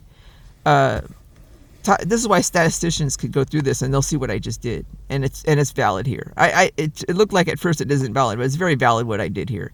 It's the top 7 causes of death other than COVID-19, contributing to excess death counts in 2020. Okay, so these are according to the death statistics. What is contributing to this is the top 7 causes. There are other causes, but they contributed a lot less, so they're down here and I left them out. I just said these are other things causing excess death counts, according to the statistics. So one explanation is, the lockdown caused these things. But how does the lockdown? No, I'm arguing no, the lockdown did not cause. In fact, I am so anti-medical establishment right now. I'm going to say that having people have no access, like for instance, I believe a lot of women with breast cancer died after somebody misdiagnosed them on purpose with breast cancer, and then they went in to get quote-unquote treatment for breast cancer, and the treatment actually gave them the cancer. And I believe Nicole Hurst, who was a backup singer for Kelly Clarkson, was killed this way just because her name was Nicole. Okay, and I believe, of course, Olivia Newton-John, who's the tobacco swamp, was killed this way. I believe almost everybody who's died of breast cancer recently, a celebrity, didn't have breast cancer. They were diagnosed with it by some swamp gay Nazi asshole doctors, the same ones who are doing all these killings. They had a recent movie about about a nurse who was doing killings, and it was a gay guy, and they do it all the time. It's like, oh, what a shocker! It's a one-off. No, this is how they did the whole pandemic. It's mostly gay nurses, and I will never understand to this day, especially why they allow gay nurses to be in maternity wards. And we're all like, wow. The death rate for mothers giving birth is really high in the United States. I wonder why that is. It's because she was used as a surrogate, actually, for gay couples, or there's a gay man in love with a non-gay man who's having a baby, and they just murdered the wife so that he'd be alone with the baby and maybe fall in love with the gay guy. It's just such a swamp. It is so, I have a complete explanation for why the death rate for mothers at birth in the United States is way higher than other countries. Why the fuck is that? Well, you're allowing gay nurses to be in the maternity wards, and they're murderers. So get your heads out of your asses, you hospital pieces of stupid shit. Okay? And you could call me the biggest homophobe. I'm not going to come out the other side in one piece of this. I know I'm not. I'm not going to come out unscathed. I'm going to be really villainized and everything. I don't give a flying F. Okay, I'm telling you the truth, and I will be sacrificed for it, that's for sure. But I'm not going to back off from saying who is causing these deaths. It is closeted gay men, or not even closeted. Okay, and I just happen to know some of them personally who kill people. Okay, just from their friends of my gay baby daddy who are nurses. One of them admitted that he does, and he does it for the family, he says. So they do it, and I believe they do it for good causes, but I believe the line is very, very easily crossed into bad causes. You know, you could euthanize people for a good cause, and he does it. He does it regularly. Okay, and he gets paid for it probably, I'm guessing. That guy had a lot of money. So, and I'm not going to mention it because deaths are, there's no statute of limitations on deaths. So don't come after me about who this is. I just outed him. Fuck. I'm just saying it's very common, and you guys need to get your heads out of your asses, hospital administrators, of who's causing these deaths of women giving birth. They're killed. They are being killed by gay nurses who are being paid to do this. Because birth of a child, if a non-gay man gets a woman, and I already explained this in other areas, so I'm repeating myself, but I'm saying around Christmas time, especially when there's the Mary giving birth to Jesus story, there's something about a woman giving birth to a child that really triggers the gay Nazi and all gay men. So they're very unstable around Christmas time, and there's also something extremely jealous and something that's triggered, especially when the non-gay man that the gay man is secretly in love with gets his wife pregnant or girlfriend, or then they have that baby. Okay, so they're dreaming that if they kill off the woman, that guy will be so distressed that he will actually, come closer to the gay man, be more intimate with him, possibly have sex with him. It's anything to get closer to the non-gay dumbass moron that they're in love with, and then the female is in the way and she is being murdered. And that's that. That's what I'm... Okay, so why did I get off on that? Because this is what I do. I love doing these. They make me talk about shit that I don't really mention anywhere. And I just outed somebody who's probably doing good, but it's a fine line. And that's what happened during the pandemic, by the way. That was all... Okay, so there's a guy up in Washington where this all kind of started. He was the head of a nursing home. And when you look at the videos of him, he's a redheaded guy, and gay men also flip out over redheaded guys. But he's a gay Nazi asshole who murdered those nursing home people and called it COVID-19. He euthanized them. Probably most of them had Alzheimer's already. But they were euthanized in that nursing home, and all nursing homes across the country followed suit. Okay, because every one of them has a gay guy there who's paid to murder people already. And they just murdered them overtime during Alzheimer's, and they kept the family members away. And there's also another aspect of this where the family members actually wanted that. So we're going to have to deal with this psychologically. Esther Perel, you're going to have to help us with this, because a lot of the pandemic was middle-class women who are just caught in the middle. They're caught with taking care of their own kids, taking care of their aging parents, and then the Alzheimer's pandemic is coming on, where a lot of younger people have, this is a woman who's 30 and her mom or dad is only 60 and they have Alzheimer's, and she's just like, bring on the pandemic, because all these people were wiped out by murdered. And then so that's why they're also these white middle-class women are they're going to feel the most guilt, because they're like the ones who are pushing the mask mandates the most. Oh, I want to protect my mother. Is like, you could hear them at Target. They're like, my mother is sensitive to this and you should be putting on a mask. She's not. She wants her mother to die, and she's feeling guilty, and she's feeling like she's protecting her mother with the mask and all this. It's almost like an overreaction to her guilt for wanting her mother to die from just be put out of her misery. So there's a lot of psychological stuff that we're going to have to heal on this, and Esther Perel is going to help us. But this bullshit where it's these middle-class white women who are the biggest people pushing all these mandates and shit, is to justify the murder of their own parents that they deeply wish for, or something's going on there psychologically. It's also to shut men up, to put the masks on them. I've discussed this elsewhere, but there's a lot of other shit going on, and we're going to have to unpack all this later, psychologically as a country and together. But we have to understand the core of what's going on here, and we have to understand what's behind it. And it's the gay Nazi to begin with. And why is the gay man acting this way? Well, because he's the one who's had his most fundamental rights harmed the most. The sexuality comes, and I mentioned this in a grant proposal that's at rightsforfamilies.wordpress.com, where the number 4 is 4. And I hate sending people to other websites, but this is just as excruciatingly detailed. And I might read that later, but I'm done with reading this stuff. It's enough to where it should get you to go back and look at why it is the gay man doing this. And I also explained it in another video going back to the beginning of history. But they have their rights violated early, and the most critical of all there's nothing that gets to the core more to a human being more than their sexuality. Like, if you're black, and I don't mean to downplay the racism, but you can't hide it, first of all, and second of all, it's a skin level thing. It's not your sexuality, which is more to the core. The skin is fine, but you have other people around you that help you, your family, and you're amongst other blacks. A gay person is at, first of all, their core, which is their sexuality, and then they're alone a lot of times. So when they have their rights violated early on, it affects them, and only people who have had their rights violated violate the rights of others. And so there's also the fact that they have more testosterone. So even if we get rid of that, I'm not sure, because I think Esther Perel is going to have to answer this question too. Even if we get rid of that self-loathing that they get and their rights violations early on, we get rid of all of that, there's still going to be something there where they have extra testosterone, and what they want more than anything they could never have, which is a non-gay man to love them just the way a non-gay man loves a woman. And that's never going to happen. So what do we do with this section of the population?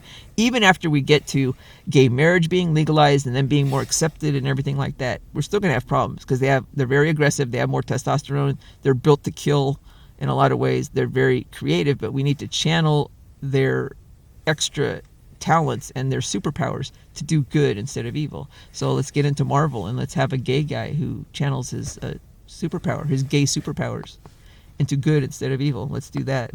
How's that?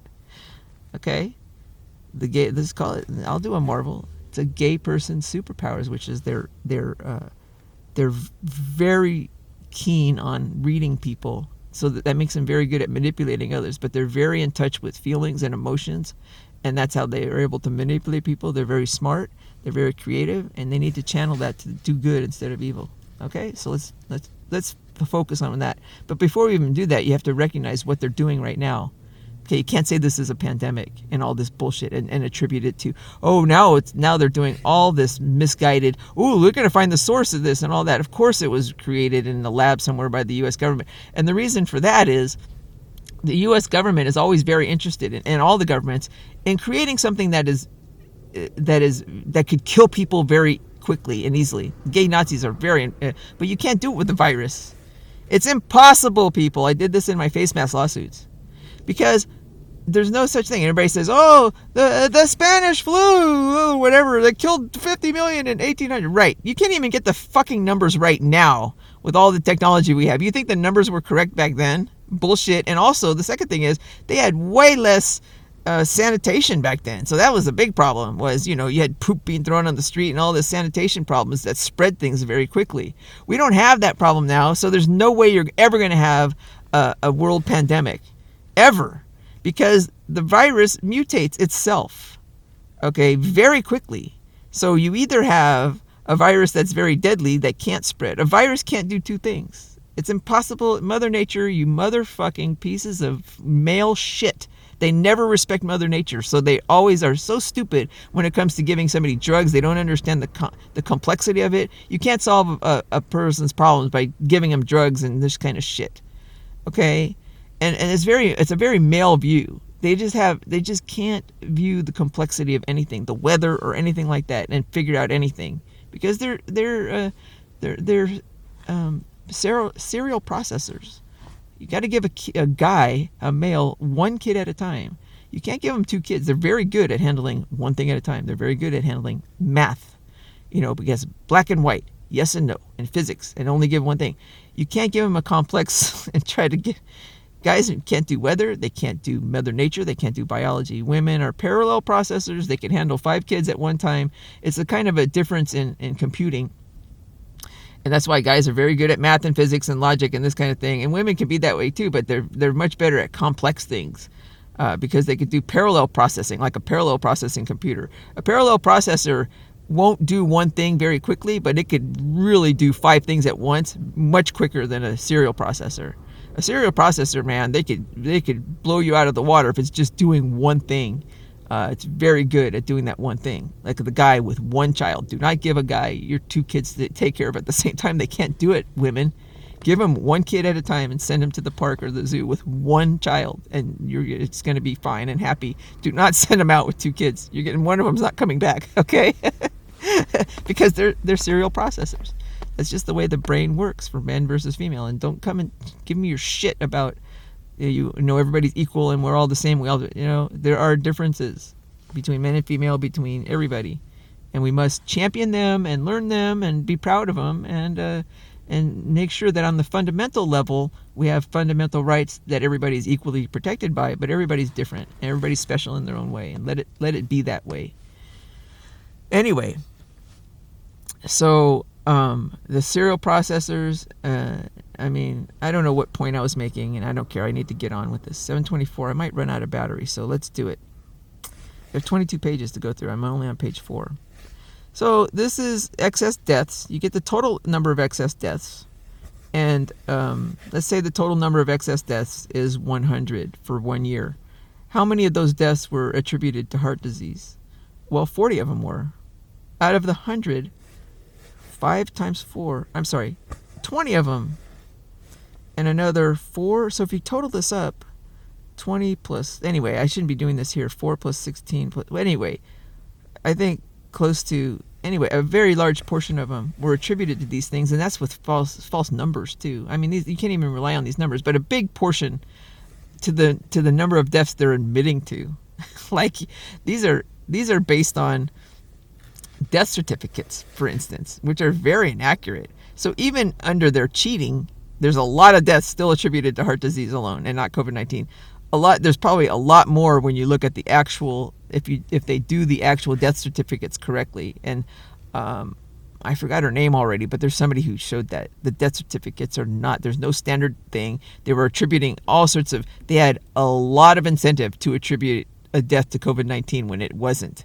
They just happen to have COVID-19. This has been covered a lot. So even this is a lower number, even way more. It could be like 40 it could be almost all of them are attributed to this kind of stuff, and no COVID-19 alone deaths. It's been shown that possibly only 10% of the deaths reported for COVID-19 are actually COVID-19 alone deaths. All of them had co-problems, these are the main sources of the death, not COVID-19. And then they started to say, well, it hastened their death. No, it probably COVID-19. Oh, okay, so let's just go on with it. Okay. All right, so that's that. Let's do this. However, not even a stretch of an explanation can explain accidental overdoses. So I have a better explanation. What's really going on? The Alzheimer's pandemic. All right, this is what's really going on, and I'm proposing this, and it's right, everybody. I'm pretty good at this shit. Okay, I really am. I have a huge track record, and whatever. If those are the people who want eminence over evidence based, but I am eminent in my own mind, but I really am. I'm very good if you just look at it. So, because I base a lot of stuff on facts, and when I have a captive audience like a jury, I always win because my facts are so overwhelming. You shouldn't have to have such overwhelming facts to win a case, but I always did, and I always won big time with jurors, even with the rigging. So I feel like Kelly and Trump on this case, because both of those people, and they were my muses for a reason, because they won despite heavy rigging against them. That's how good they are in their respective fields. And me too. I did the same thing. It's just on a smaller scale. It's with juries out of 12 people, but it's the same. It's kind of voting, it's kind of a special thing that I have, and they have their special talents. But my special talent is facts, and knowing the most important facts and presenting them. And I know it doesn't seem that way when I'm going, but the reason is I'm still presenting the facts to professionals here, and eventually this will trickle down. And I'm trying to get more and more non-professionals into the fold, and maybe I can by explaining these sidebars and things. I can get people who are, if you have even just a rudimentary knowledge of anything in life, I think you could follow, if you try, what I'm saying in all these papers. And I'm trying to explain it as much as I can. But I really, I don't think you need to be particularly educated to understand what I'm trying to say. I think you just have to have a really strong desire to find the truth, the real truth. And I think you're going to find it. And I think truth travels faster than lies, by the way. That's how overwhelming the lies have been in the media. It's like you can't. But now that stuff's going out of the window. So my stuff's going to start to rise to the top very quickly, because the truth does spread faster than lies. It really does. I believe that, and that's why there's going to be inevitable world peace. What's really going on? The Alzheimer's pandemic. A cursory bird's eye look at population rates, death rates, and causes of death contributing to the high excess death counts in the United States in 2020 reveals 3 strong correlations in the data. Okay, 1, states with the highest estimated population of immigrants, such as California and Texas, also have the lowest death rates, and that's not a coincidence, people. Excess deaths reported for 2020 in the United States and in many individual states appear to be related to the difference between the death rate in 2019, or the average death rate from 2015 to 2019. These numbers vary a little bit, but it just depends on how you like to calculate it. As I said, some people like to calculate excess death rates by averaging the first 5 years before 2020, or you could just take 2019. The numbers are pretty similar, but it just depends on how you like to calculate it. And a universal death rate of about 1%.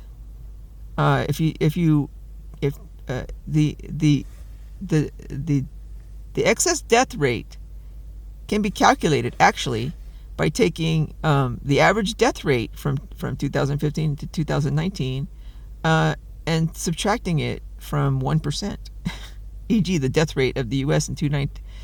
Here's an example. Okay, here's one thing. If I want to predict what the excess death rate for COVID-19 is without knowing anything about it, about the hospitals or the number of deaths, all I have to do is look at the state and calculate their average excess death rates for the previous 4 years, or even take just 2019 if you want. That's fine. Take the 2019 death rate, not the excess death rate. I'm trying to calculate an excess death rate. I'm trying to calculate the number of excess deaths, and the way I do that is I take 1%. I say the number 1%. Okay, and I subtract the excess death rate that I get. Not the excess death rate. I'm sorry. Let's start this again. I'm really sorry I keep using excess death rate. I'm trying to calculate the excess death rate and the number of COVID deaths reported. Okay, I'm trying to predict them ahead of time without knowing anything else. All I do is I calculate the number, the death rate. What was the death rate? Was it, 0.8%, 0.87%? Was it above 1%, below 1%? And I subtract that from 1%, and I get what the actual excess death rate was. Isn't that interesting? It's just, what did you do? I said I took a random. It's not a random number. I'm calling it the universal death rate, by the way. It took me a while to get it. It might be a little bit higher than that, but I just randomly said 1% is a universal death rate, and all I do, in other words, it's showing you ahead of time that these numbers, if they're below 1%, were manipulated by the states prior to COVID-19. And all COVID-19 did was get their death rates up to the universal death rate of 1%. And they did it by saying, oh, that was COVID-19. No, it's their manipulations were no longer, you couldn't manipulate the numbers anymore. And I'll show you why. And all of a sudden, their death rates went up to 1%. Some of them went above 1%. I'll show you why that happened. But they all ended up at 1%. If COVID-19, in other words, was kind of a cover for them correcting their manipulated excess death rates. That's all that happened. And so the excess deaths reported. Let me just read this again, and don't worry if you don't understand what I'm saying. All I'm saying is, I was able to tell you what the excess death rates were for each state without knowing what the excess death rates were. All I needed was what their death rates were prior to COVID. In the 5 year, the only information I needed before COVID was the average death rate, or just the death rate in 2019. That's the only number I needed. I didn't have to look at any death certificates. I didn't have to look at anything. I didn't have to look at whether they had blacks or whites. I didn't have to look at what their policies were. All I had to do to calculate the excess death rates from quote unquote COVID-19, predict what they would be saying, was their previous numbers. Now that tells you that I'm onto something more accurate than death certificates and all these other things, because I was able to predict the excess death rates just from this number, subtracting 1%, which I didn't pull that out of my ass. It took me a long time to get that number, and I gave it to Kelly for Valentine's Day. It's quite a gift, baby girl. I mean, it's convenient to take your passion and do something and then turn it into a gift. But she's my muse, and that's what the muse gets. She gets what my product was, which was figuring out. I said, hey, boo, on February. Look at my tweet. You don't understand this, but I'm giving you for Valentine's Day in 2020, in 2022, your Valentine's present is the universal death rate is 1%. It took me forever to get that death rate. Anyway, so okay, excess deaths reported for 2020 in the United States and in many individual states. So the entire United States, I calculated the excess deaths in the United States, what they would be reported for COVID-19. I did that too, but in each individual state as well, appears to be related to the difference between the death rate in 2019, or the average death rate, between whatever you prefer, and a universal death rate of about 1%. For example, the death rate of the U.S. in 2019 was 0.87%, predicting that the 2020 excess death count would be around 1% minus 0.87% times U.S. population.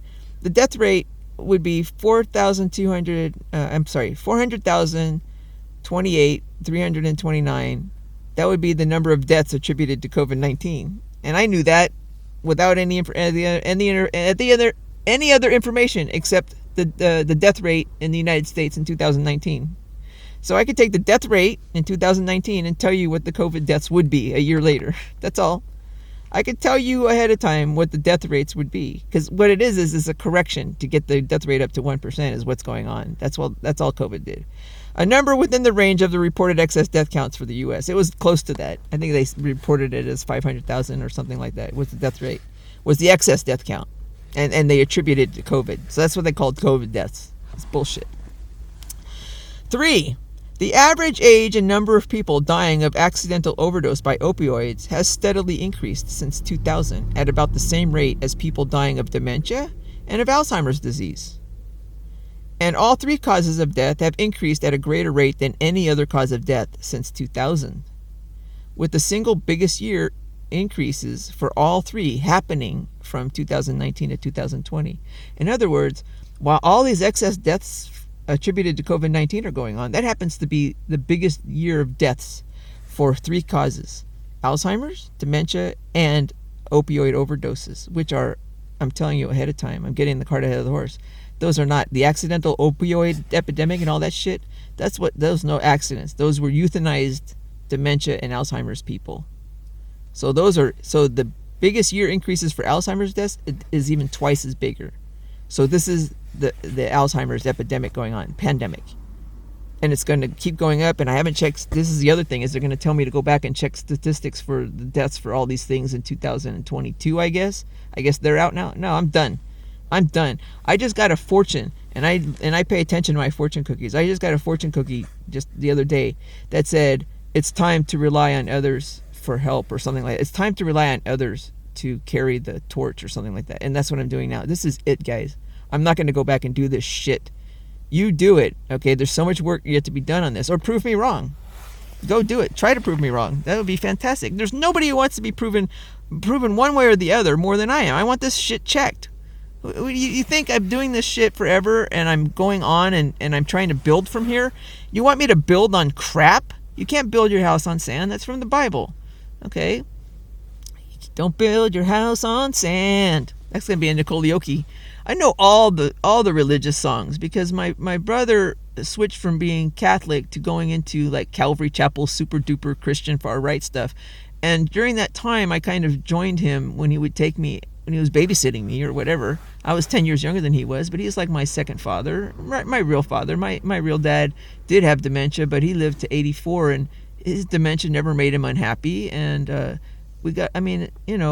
just love my dad, but he definitely had, it wasn't like a regular dad. So my brother Jacques was stepped in, and the family is just, I love my family and I love the way I was raised, but he stepped in, and I would do a lot of Christian stuff with him. So I know I know a lot of stuff about the Bible, and I actually read the entire Bible from one to the other. I was still very Catholic and went to Mass every Sunday to respect my parents while I was living at home until I was 22.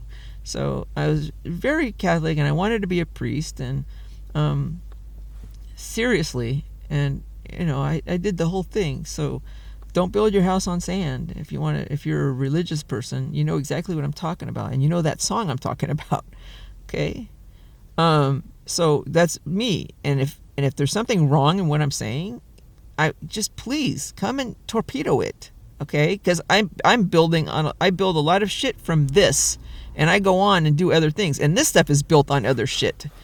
I called my life and stuff, and I need to be checked on this if there's something wrong, or there's a crack, or there's something better, or there's another view. It's called crowdsourcing, and I just need. This is how I'm not going to do this. I can't do this alone. Kelly just had Amy Poehler on. And they both know this, and they know what they know exactly what I'm talking about.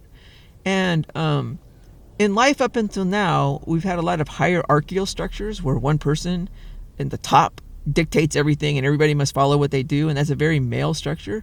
But there's also a female structure where everything is on more leveled, and something in between that is the most efficient use of everything. You can't have both, because nothing ever gets done when you have 20 million people trying to decide one thing, and you do need a little bit of hierarchy, but you also need this more team effort, which is a true team, not the teams you do in high school where they throw you together and say, okay, this is a team, you have to get together and do this project, and you're stuck with these morons, and if you want to get an A, you have to do all the work yourself. That's not a team, people, and you shouldn't do that in high school. You shouldn't teach people that this is called a team effort.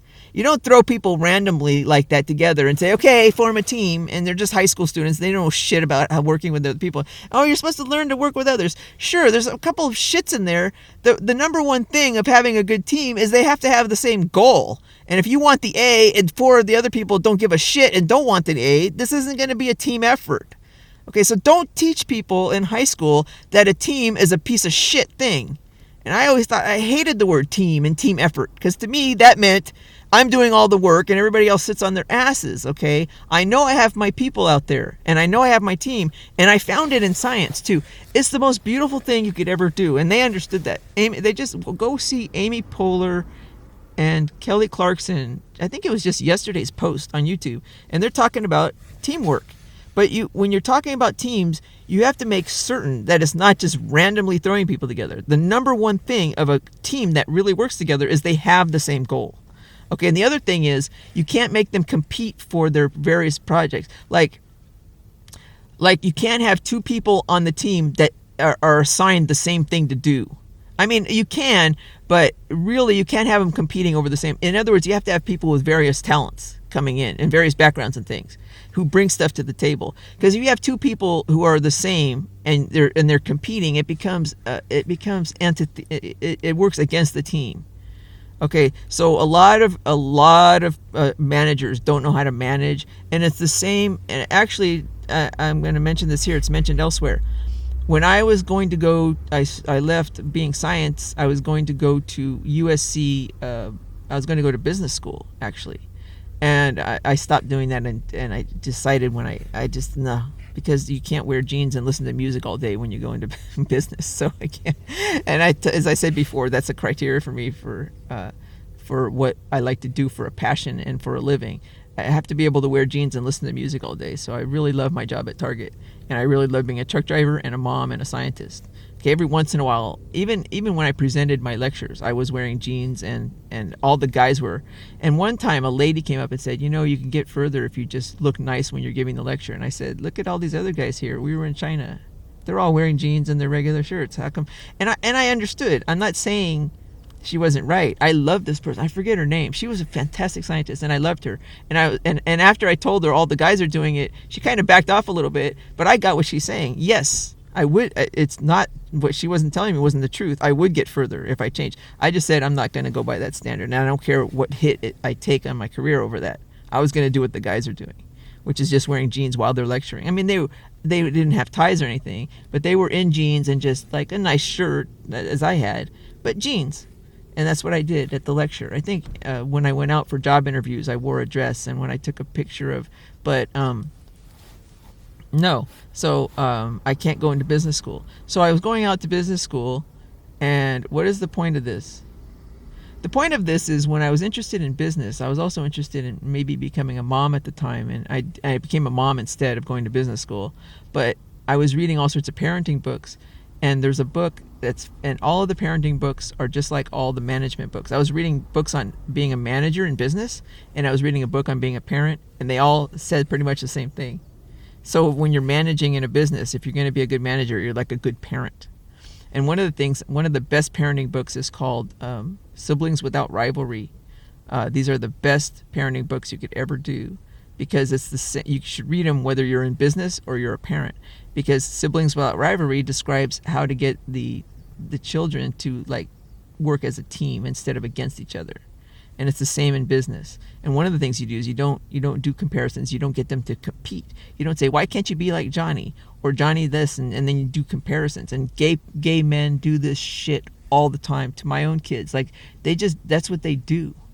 They get people to compete against each other. And I was really trying hard. So I had my kids from 0 to 5 without much input from their baby daddy. I had him 100% time. He was with them, but he and his friends, it's just a natural thing they do, would always compare. Oh, she's not blonde, or why couldn't you, or Luca's like this and she's like that, and they do it in front of the kids, and it breaks down their team. It causes sibling rivalry, which happens naturally, and when they compete with each other, it's natural and it's a good thing, but you don't want to exasperate it and make it into a bad thing by doing the comparisons like that.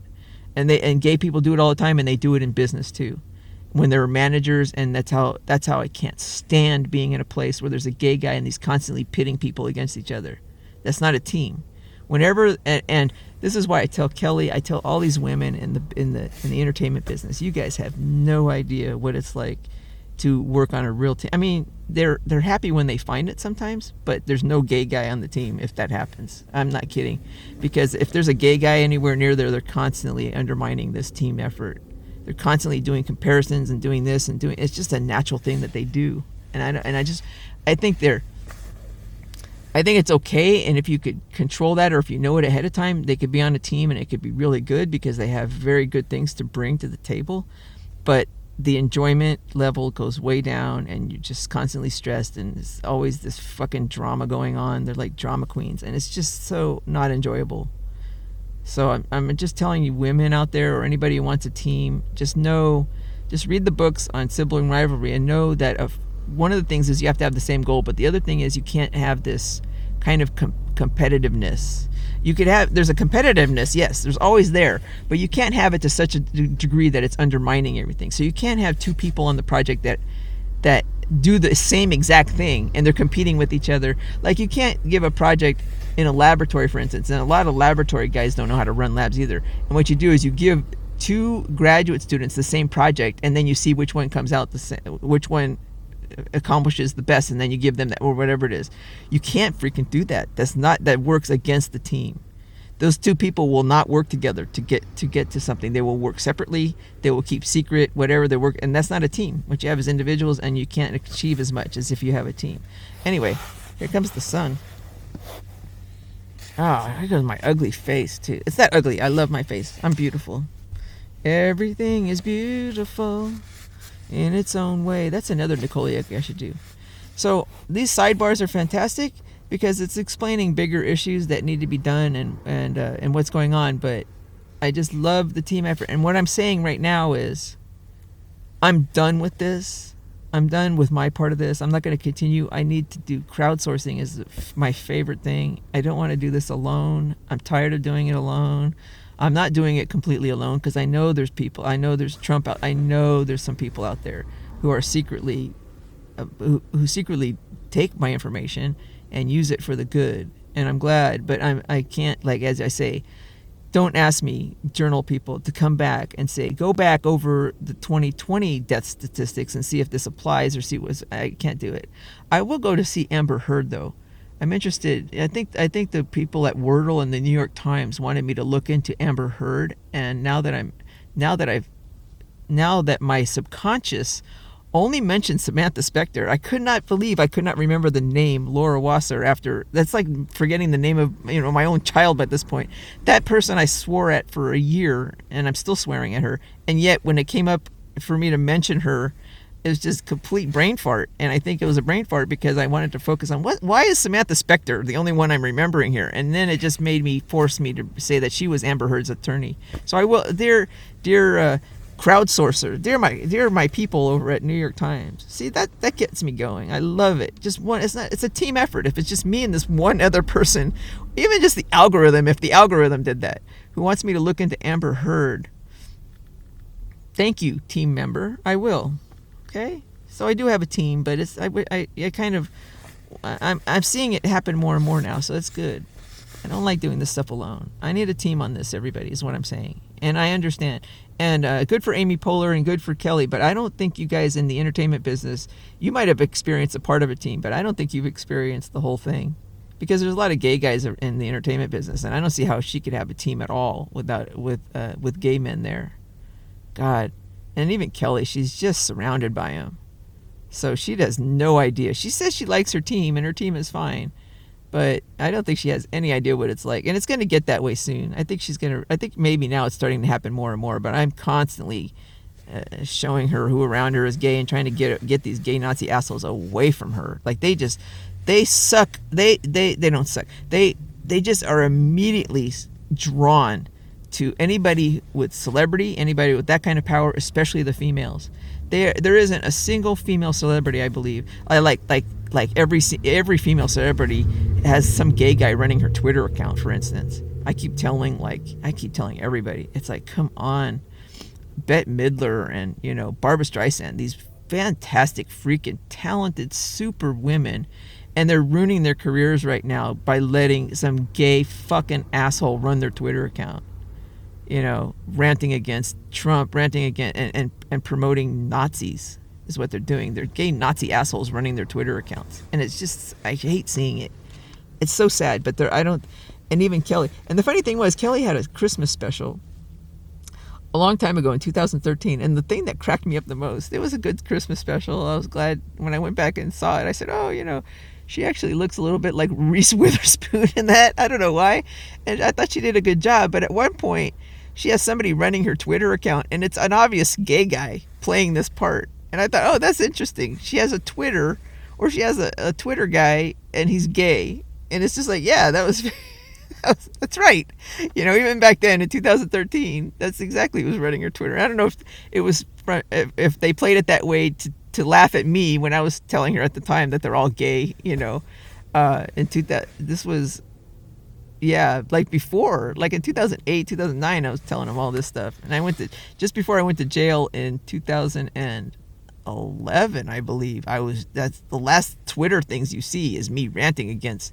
I ranted so hard, telling Perez Hilton to get the frick off of Kelly. Like he was, because this is what they do on Twitter. If the woman doesn't advertise cigarettes, if the woman celebrity doesn't, they'll get Perez Hilton to just bash her all over the place.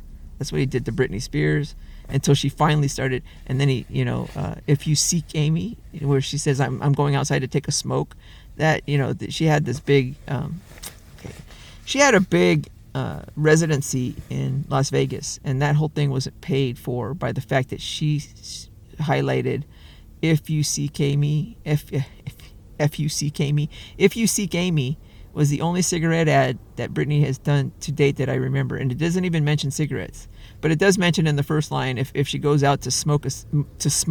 She doesn't mention cigarette, but that's her big cigarette ad, and she doesn't do cigarette ads. That's why they attack her so hard. But she was forced to feature that song. It's not even a big song, but that funded her entire Vegas residency. Was the fact that she highlighted that song, and she had to sit there and smoke and pretend like if you go outside to smoke. And even Perez Hilton, he covered it. The only Britney Spears song he's ever covered is If You Seek Amy, and he's there smoking and going on and on, piece of shit. And now he's coming back around the fold, but still, he's a big tobacco piece of shit. And I had all this, like, Twitter, I tweeted over and over again the same stuff, and then I'm arrested. And then you don't hear me tweet for another 10 months or 9 months while I'm in jail. But anyway, all right. So the correlations have seemingly... Okay, here we go with the correlations. These correlations, the average age and number... Okay, these correlations that I mentioned above, all three of them, it's like states with the highest estimated population of immigrants have the lowest death rates. Excess deaths seem to be related to the 1% universal death rate, and this dementia and opioids and Alzheimer's death rates are just increasing constantly since 2000, and the most happened in 2020. Okay, these correlations have seemingly nothing to do with COVID-19 and more to do with systematic, purposeful manipulations of population and death statistics to achieve several sinister goals other than simply inflating population counts to gain greater power for states and Congress. There's much more going on here.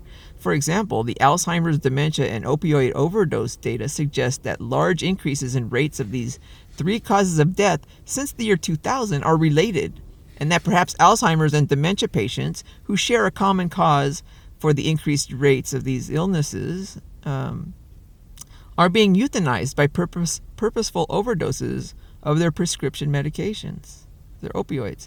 These deaths, which should be counted as Alzheimer's or dementia deaths, are being swept under the rug and hidden under the general category of accidental deaths, along with accidents and falls, as accidental overdoses. So when you're looking at excess deaths, you're going, what the hell? Why were there way more accidental deaths? And you don't even look at that when you're looking at Alzheimer's. You're looking at people dying of flu and heart disease. You're not looking at accidental deaths, but those went way up. Why are accidental deaths going way up in 2020? It's from the overdoses, and that's not suicide, people. That's euthanization. If these misrepresentations of death statistics, which appear far from accidental, are valid, it suggests the cause of a looming Alzheimer's pandemic is already well known and implicates the pharmaceutical industry in its origins. One such cause could be an overuse of antidepressants, such like Prozac and Zoloft, the two that probably don't cause it. I don't know why I mentioned those two, because the one that's probably causing it is Xanax. I believe those two probably are not the main cause, because they're a different form. There's the beta blockers versus the SSRIs, or serotonin reuptake inhibitors. Anyway, these are SSRIs, but Xanax is different, and I think that's the one. They're made by Pfizer. And the reason I'm saying this is because the Eli Lilly makes Prozac, and their stock is just going through the roof for a long time, and I think that's not an accident. Because, well, we'll see. It might be. Anyway, we have to look at all these antidepressants and see which ones are causing this. Or some other prescription drug that is ubiquitous and presumed safe, but that will be exposed later as highly dangerous. No thanks to the pharmaceutical industry covering it up with the help of certain government agencies. Absolutely, this is going on. It's been going on forever. I learned this in 1994 when I sued the pharmaceutical company. Once the correct models for excess deaths and causes of death become more accurate going forward, this is going to come out when this paper is more recognized. Okay. Such an unfortunate scenario is similar to the clear connection between smoking and lung cancer that the tobacco industry covered up and denied for decades with the help of certain government agencies, while both entities were fully aware of exactly what was going on. So this is just a repeat. And I said this in like 2000. I said this was happening with the pharmaceutical. I said they're just like tobacco. I was saying that, 22 years ago. 22! And the good news is, I don't know if this is the good news, but a 1% universal death rate. It's like, yeah, yay for a death rate. No, I mean, it's the good news with a question mark. I'm being funny. But it is a 1% universal death rate, okay? In search for a better explanation, there was much support in the data for the existence of a universal death rate of about 1% that applies to all humans equally, regardless of race, education, access to medical care, or any other factors currently used to accentuate differences among us. There was also much support for the idea that states reporting death rates lower than this universal death rate of 1% were artificially lowering their death rates by manipulating death statistics from immigrant or ethnic populations. As a human being who bleeds red like everybody else, this is the one finding, a universal death rate, that is hoped stands the test of time more than anything else reported here. So I love that idea. I hope it stakes. Come and attack it. I mean, if it falls, it falls, but make it fall sooner than later, because I love this idea and I'm building a lot of stuff on it.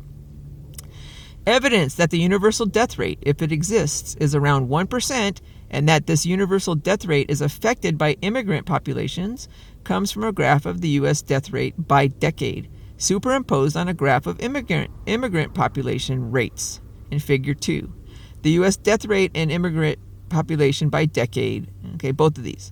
The U.S. death rate per year since 1900 is in blue, and the U.S. immigrant population rate, or population in millions, it's not even the rate, it's just the millions, just a pure number, is in red. Okay?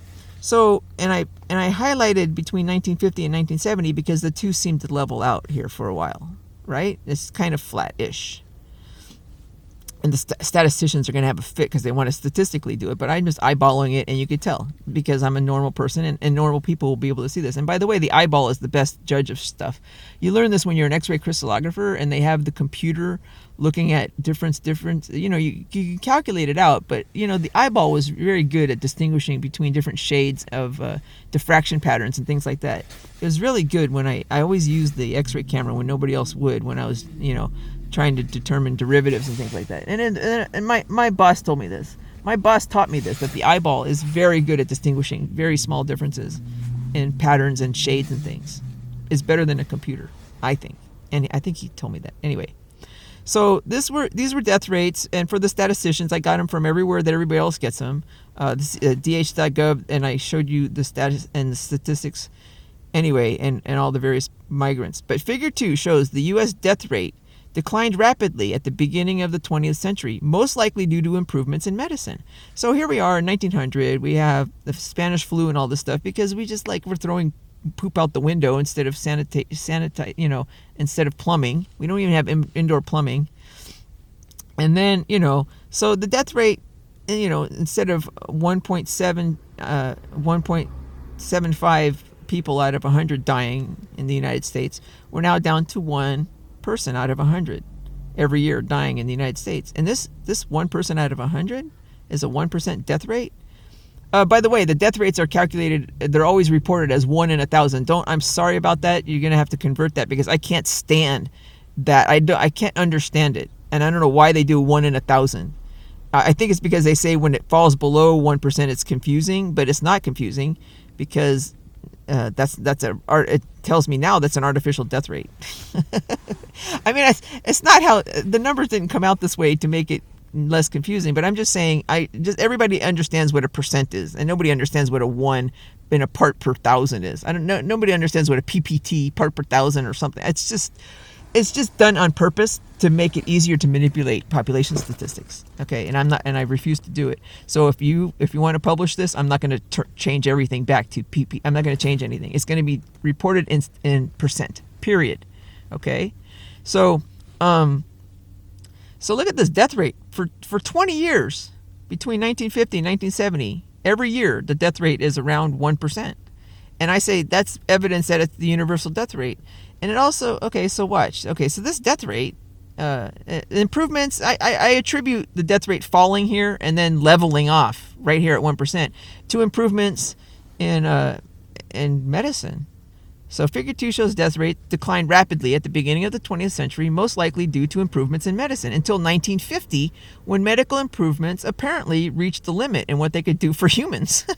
I mean, that's it. That's the best we could do. And the death rate stabilized at around 1% for 2 decades. However, this stabilization of death rate at 1% coincided with the lull in immigrant population numbers. So, go away. I only get spam phone calls, and never mind. Sometimes, my son's in the Navy, so I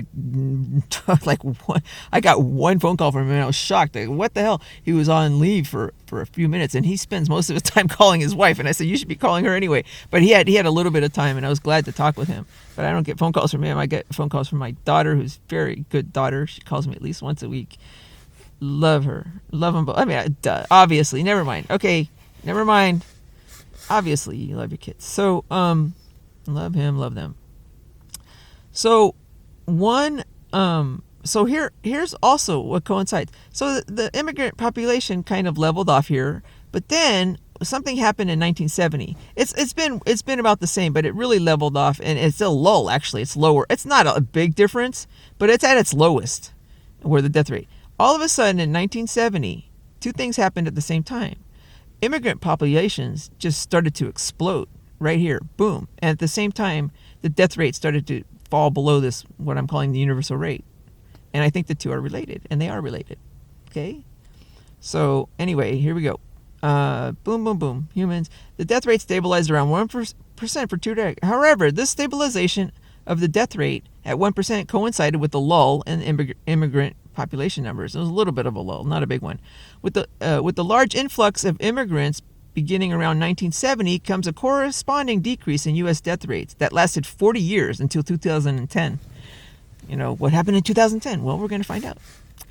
As described below, 2010 is the census year when policy changes in census forms and in death certificates created a perfect storm that allowed for the most accurate reporting of population and death counts by the states, and not coincidentally, the lowest reported death rates in history for many states, including all states with immigrant populations over 10% or greater.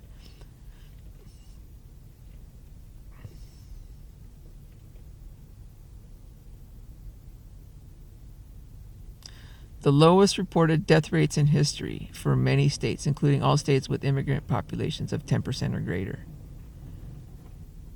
Okay, so the way I worded this, it sounded like this was the most accurate when it was the end of the least accurate, is what I'm saying. In 2010, there were we'll go through it in a minute. Something happened in 2010. Okay, and something happened in 2020, and it had to do with accuracy of measuring immigrant populations and accuracy of measuring death rates. Okay, and this, we're going to get into this. So it's all, you know, the pandemic, quote unquote, and it doesn't happen accidentally in 2020.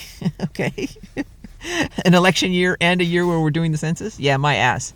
Okay, so anyway, as described below. So let's go through this. This is my favorite, because I was born in 1966, but the Cuban pandemic of 1966. This is all me. This all fell out of the data. I was cracking up when I saw this. Okay. The most compelling evidence that immigrant populations are manipulated by the states to overinflate citizen population counts and underestimate death counts comes, when I'm talking about immigrants, I'm talking about non-citizen immigrants too, okay? Overinflate citizen population counts and underestimate death counts comes from a comparison of the U.S. death rate with the death rates of the top 6 most populous states from 1940 to 2020. Okay, with the year 2019 included for reference. So in a lot of these times I'm doing every decade, but I'll include 2019 to show that the biggest change happened between 2019 and 2020. You'll see it in the graphs, okay, in figure 3. All 6 states seem to track more or less with the general pattern described above for the United States. In other words, their death rates decreased, and then around 1950 it leveled off, and then in 1970 they went down. And that's just a general, that just happened in the United States and then the top 6 states in general, except there's a few exceptions, you'll see.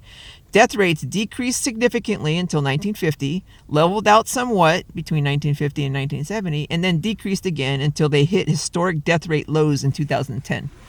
So 2010 was the perfect storm.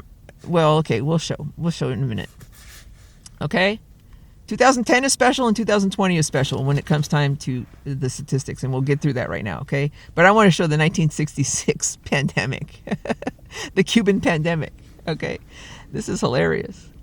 And there's no way, I need the colored graphs, people, okay? So I'm sorry, evidence-based medicine, if it is a strict rule that you don't have colored graphs, I'm going to have to submit this elsewhere, or just wait for somebody to, if you're ready, come and get it, na.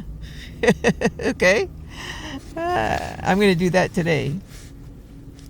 Death rates for the U.S. and the top 6 most populous states by decade. So here are all the different colors. So the top 6 most populous states, even to this day, I think, from then until now, are Pennsylvania, Florida, United States, Illinois, New York, Texas. Oh, I'm sorry, not the United States.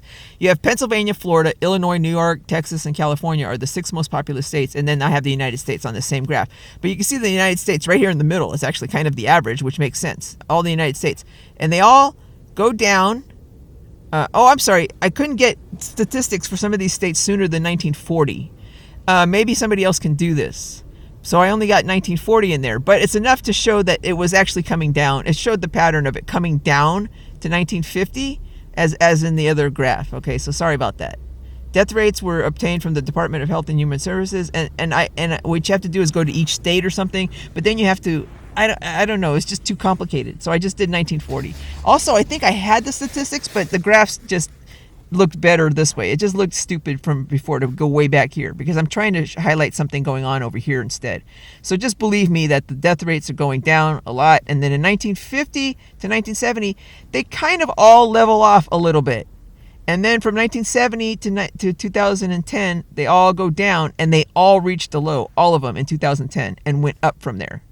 Okay, so they're all kind of showing the similar pattern, except what the hell is going on with this red one? Who is this red one? And also, this little green one down here, or this one down here, it leveled off, but then it went up a little bit. It's like the only one that really went up. This red and this kind of blue. Who is that? Who's the red? The red is Florida, and that kind of greenish blue, that's not California, that's Texas. Texas and Florida. What the hell is going on with Texas and Florida here? Well, here's what's going on with Texas and Florida. It's called the Cuban pandemic of 1966. Two standouts in the 1950 to 1970 range in Figure 3 are Florida and, to a lesser extent, Texas. Like, Florida is really obvious. It just went way up between 1960 and 1970. And Texas went a little bit. But also Pennsylvania, but not really, because Pennsylvania was just always level. It's not really. It's just always at 1%. And I'll tell you why later. Texas, both of which seem to have suffered some kind of pandemic between 1960 and 1970 because of the large and sudden increase in death rates between 1960 and 1970. What the hell? Deaths have gone up. It's the pandemic. It's the pandemic. In reality, all that happened between 1960 and 1970 to cause these changes are the death rates in the in death rates. Okay. All right, wait.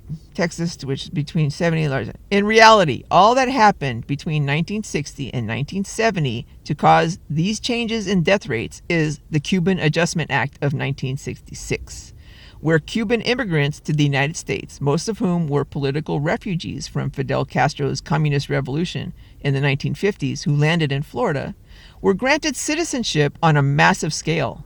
Once such a high percentage of Cuban immigrants were naturalized, it became more difficult for states to manipulate data from this ethnic group in population and death statistics. So when you're manipulating death statistics, the important thing is you have a large population of like Hispanic names, but they have to be non-citizens. Once they become citizens, it's really hard to manipulate the statistics, because you're counting, when you're trying to include the population of immigrants and non-citizens as citizens. It's hard to do that when they are citizens. When they're citizens, they're counted as citizens, period. Correctly. So you're getting correct numbers. You're getting correct population numbers, is what I'm saying. And you're not able to manipulate the numbers or overinflate them at this point. Okay? And it is because the Cuban Adjustment Act of 1966. So they're granted citizenship. Once such a high percentage of Cuban immigrants were naturalized, it became more difficult for states to manipulate data from this ethnic group in population and death statistics. Florida, to a lesser extent Texas, were home to large Cuban immigrant populations at the time, and consequently suffered the most from the quote-unquote Cuban pandemic of 1966, which in reality had nothing to do with real deaths, but instead simply forced these two states to report more accurate death rates. That's all that happened.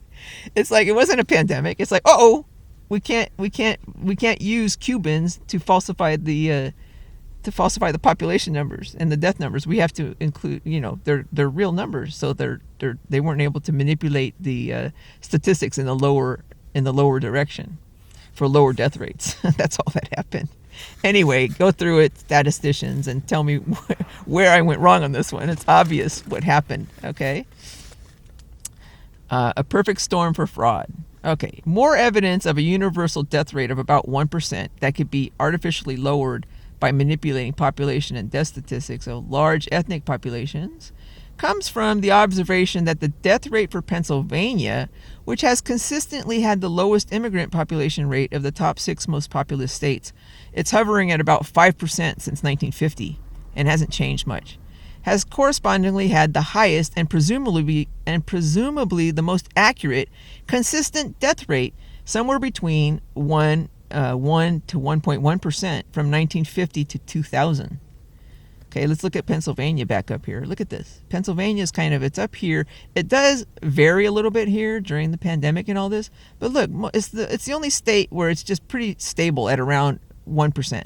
It probably averages 1% over here. It's had the lowest here for sure, but and we'll show you why it's most affected too by the pandemic. Okay, so it's just more evidence. I'm just adding, it's not 100% evidence, but it's more evidence that there's a universal death rate around 1% that you can't change. If you have Western civilization, I'm not talking about death rates. I'm talking about a universal death rate of humans under average kind of take care of yourself conditions, not starvation in third world countries, okay?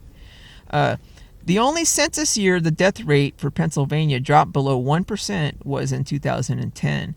A special census year where many states and all states with an immigrant population of greater than 10% reported their lowest death rates in history. Okay, so not all states reported their lowest death rates in that year, but all the states with an immigrant population of 10% or more, these top 6 reported their lowest death rates in history. Right there during that year. Now, what is that? Is that a coincidence? Is that what is that? That's not a coincidence, people. It's a very significant pattern. And you can only see it by looking at the big picture. Okay? This is what I do best. This is my talent. It's like Kelly singing and Trump's just deal making. All right. Anyway. Okay. A perfect storm for fraud. That's what I'm saying. It's a perfect storm. 2 factors most likely contributed to all the states with relatively high immigrant populations reporting their lowest death rates in 2010. 1. Beginning in 2005, the U.S. Census Bureau implemented a new method of tracking population rates called the American Community Survey, ACS, and I've referenced that. Okay, which, when combined with new and better ways of asking questions about race and Hispanic versus non-Hispanic origins, they started asking much better questions because they didn't, you don't realize that Hispanics identify as whites on these race question forms. If asked, if you say, what is your race? They'll check white if they have nothing else to do. They're white. They don't check anything else. Versus non-Hispanic. Allowed for the most accurate, most inclusive population numbers in the 2010 census. Population numbers that counted previously uncounted residents of questionable citizen status. So you're just getting a lot more bigger population numbers, and they're including immigrants as well in this, and the numbers are more accurate for total people, just because total Hispanics, just because the Hispanics are reporting themselves as Hispanics, and they're also and the ACS, you're including more illegal aliens and illegal citizens here, non-citizens in the population count now because of this. Okay, the American Community Survey, and people are less afraid of, in the 2010 census, Hispanics are less afraid of reporting that they're there. With the internet revolution of the 1990s, there's a second thing that happened. With the internet revolution of the 1990s came complaints in the early 2000s of increases in identity theft cases due to easier access to social security numbers online. This caused a political push at the state and federal level for better privacy protections of social security numbers on public documents. The end result was legislation making it much more difficult to obtain the social security number of a deceased individual directly from the death certificate. So the question here is, I understand that, but why once somebody's dead, what the hell?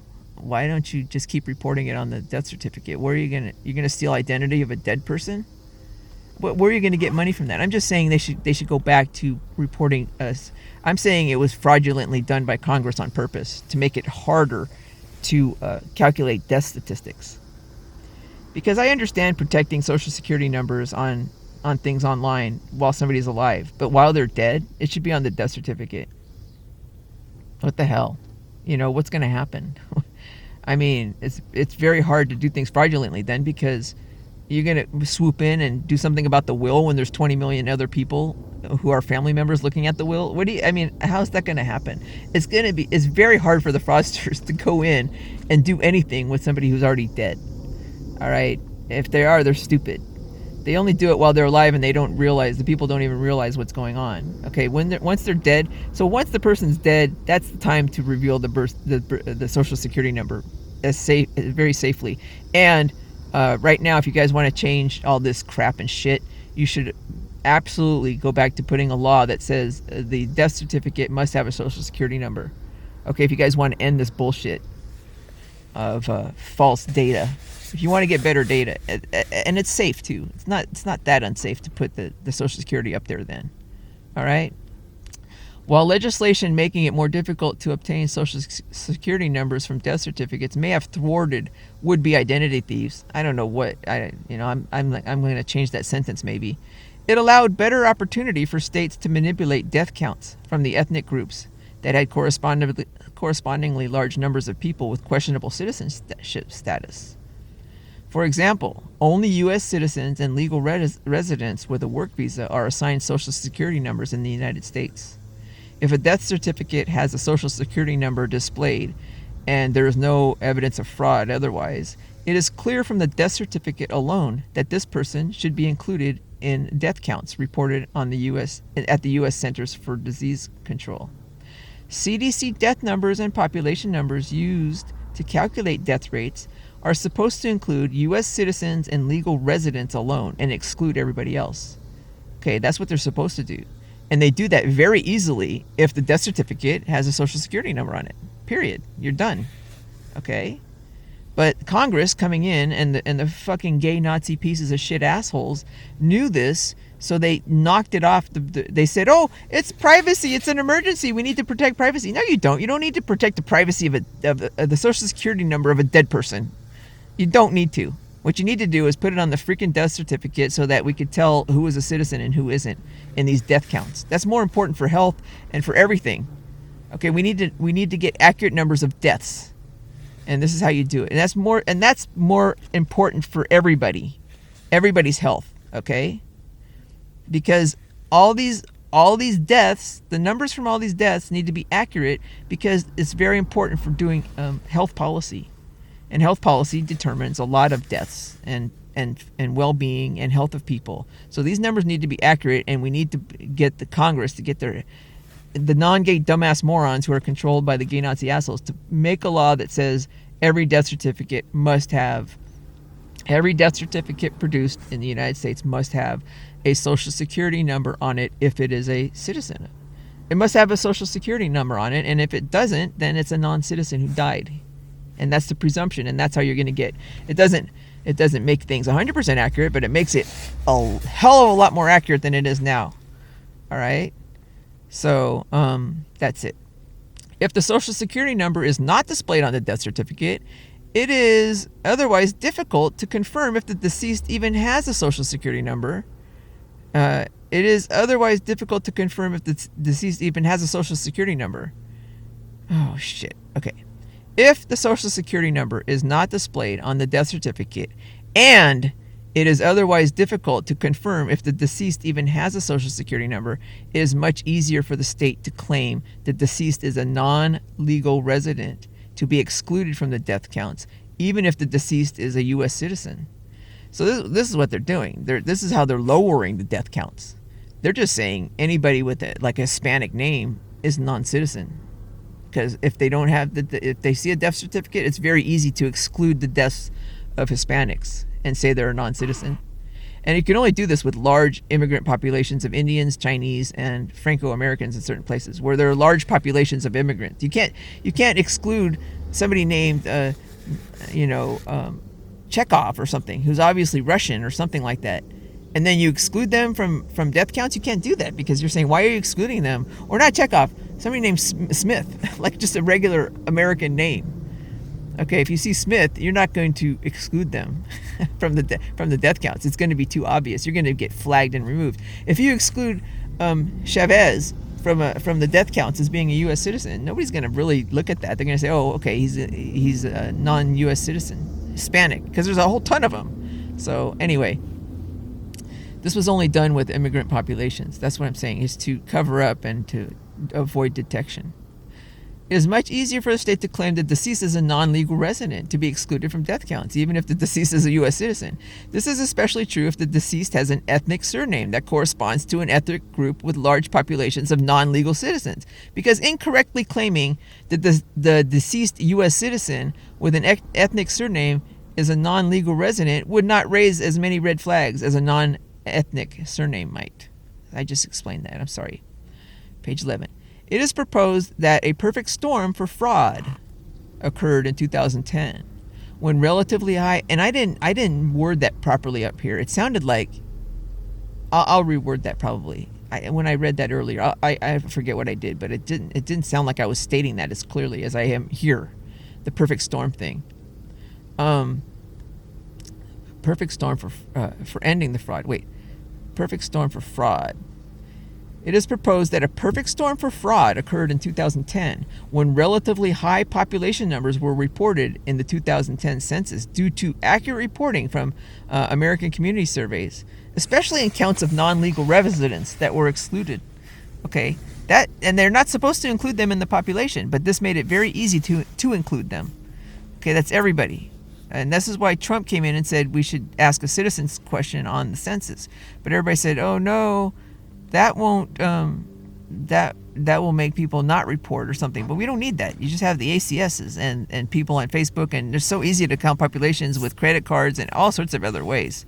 So you need to ask the citizen question on the damn census. It's the whole purpose of the census, so we can get accurate citizen population numbers, so that we can get accurate death certificates. Okay, and the Nazis will not have that. They just made sure that Trump couldn't get what he wanted on the 2020 census, which it didn't really matter. It was still very accurate, and it still caused the whole fake pandemic to come through. But it would have come through even more if we had. I mean, we're going to need that going forward, and that's going to happen in inevitable world peace. You're going to ask whether you're a citizen or not, or a resident, or whatever it is. You're going to be asked on the census, because there's other ways of determining the population now that are they're just as easy or better, and the census is just a way of checking on that. Actually, the other ways are so more accurate that it's a way of measuring how accurate the census itself is. But the census is in the Constitution, so we must keep doing it. It is proposed, and it's the official number we use for everything, so we must keep doing it. But Trump is trying to make it more accurate. Also, it's how you determine your representatives in Congress. You can't have representatives in Congress representing people who are not citizens. If they're not citizens, then something needs to be done with them, and we need to make them citizens. If they're here already and they've been here a long time, we need to just make them citizens, period. But we need to stop the inflow from the border of illegal. I mean, you can't run a country, and everybody's all getting all over Trump, calling him racist for doing this. And when it's Hispanics more than anybody who realize that, illegal and non-legal citizens flooding over from the country are lowering their wages. These people are working right next to them for dirt cheap wages. They're going, oh, what the hell? I'm an Hispanic citizen, and I'm trying to make a living here, and I can't because these guys are these illegal Hispanics are driving down my freaking wages. So you better believe there are legal Hispanics who are for Trump, strongly for Trump, in LA. They don't want illegal residents illegal Hispanics. Everybody thinks, oh, they're going to vote for Trump. They're going to vote against Trump because he's racist and doesn't like Hispanics. It's like the opposite. He's got a huge support in LA, and it's all fake voting that's not showing up. But he's got a huge support from the legal Hispanic community, because nobody wants the illegals out more than the legal Hispanic community here. Trust me. Okay. The ones who are at the bottom, too, like making minimum wage, maybe others, but whatever. It is proposed that a perfect storm for fraud occurred in 2010 when relatively high population numbers were reported in the 2010 census due to accurate reporting from American community surveys, especially in counts of non-legal residents, while at the same time relatively low death counts were reported in 2010 due to each state's ability to exclude citizens and legal residents from death counts, in addition to non-legal residents. In other words, you're supposed to exclude the non-legal residents, but they were also excluding citizens and legal residents. That lowered the death rates without being detected, especially in counts of large ethnic groups with distinctive surnames that also had correspondingly large immigrant subpopulations. You could do that way. I'm just describing, a perfect storm for ending the fraud. That's what happened in 2020. It is not clear why this perfect storm for fraud ended during the next decade from 2010 to 2020. As partially shown in Figure 3, the death rates increased from 2010 to 2019 for all 50 states, even before the purported COVID-19 pandemic hit in 2020. So this thing that I'm showing in Figure 3, there's a pattern. From 2010 to 2020, the death rates all increased for all 50 states, not just the top 6 most populous. All of them did that. Okay, to 2019, and then they all shot really. This is from here to here is from 2010 to 2019, and I purposely put in 2019 in this graph to show you what happened in 2020, where they all shot up a lot. All the death rates went way up, and it's just trying to get to 1% without while hiding what's going on. This wasn't COVID deaths. Okay. 2 factors most likely contributed to all the states with relatively high immigrant populations reporting their lowest death rates in 2010. Okay, so now we're back to just looking at the top most populous states, or the with the high immigrant. The most populous states also have the highest immigrant populations, by the way. They report higher than 10%. And they had the lowest death rates in 2010. All of them did. Not all states did, but those did. 1, beginning in 2005. Oh, I already did this. Oh, okay. Okay, so this is a perfect storm. I'm sorry, guys. A perfect storm for ending the fraud. It is not clear why this perfect storm for fraud ended during the next decade from 2010 to 2020, as partially shown in Figure 3. As partially shown in Figure 3, the death rates increased from 2010 to 2019 for all 50 states, even before the purported COVID-19 pandemic hit in 2020. Perhaps the advent of popular social media sites made it easier to determine who was a legal resident from a deceased person's online media presence, making it more difficult for states to get away with the fraud.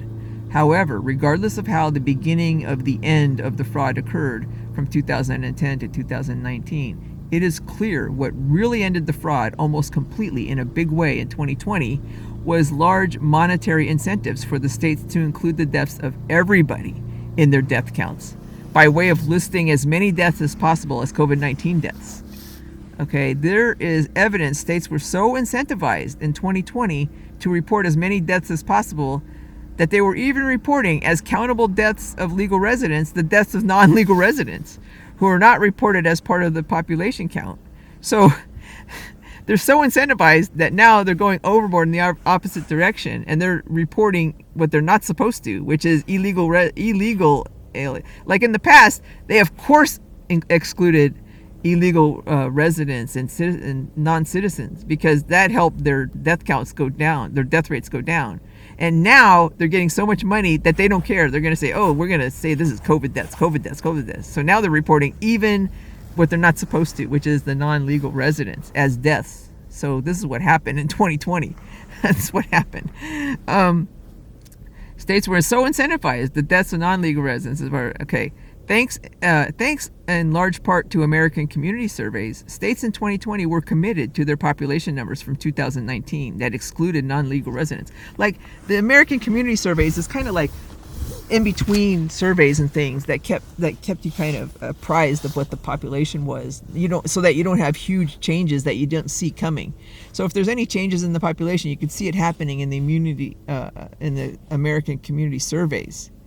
So once a state reported in the American community surveys in 2020 a certain population, they couldn't all of a sudden start including all these non-legal residents in 2020. They had to sort of stick close to what they had in 2019 because it would have looked, the fraud that they would have looked obvious. So they were pretty much stuck to something close to their 2020 population numbers, and those population numbers excluded non-legal residents mostly. Okay.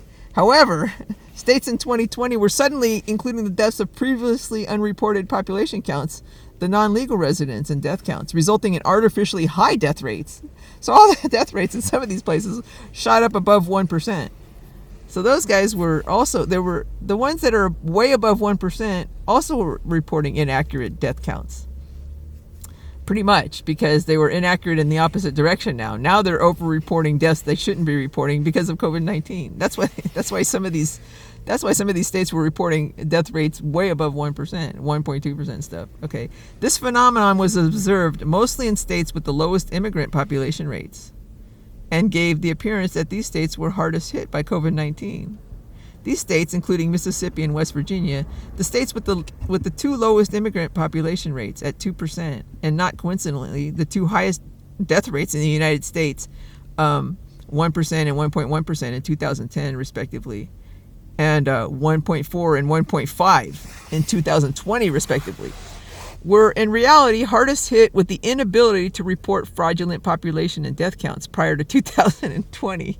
So here are these states. They couldn't report fraudulent low death rates. They had to report the real death rates because they didn't have immigrant population. So they were always at around 1% from 2010 to whatever.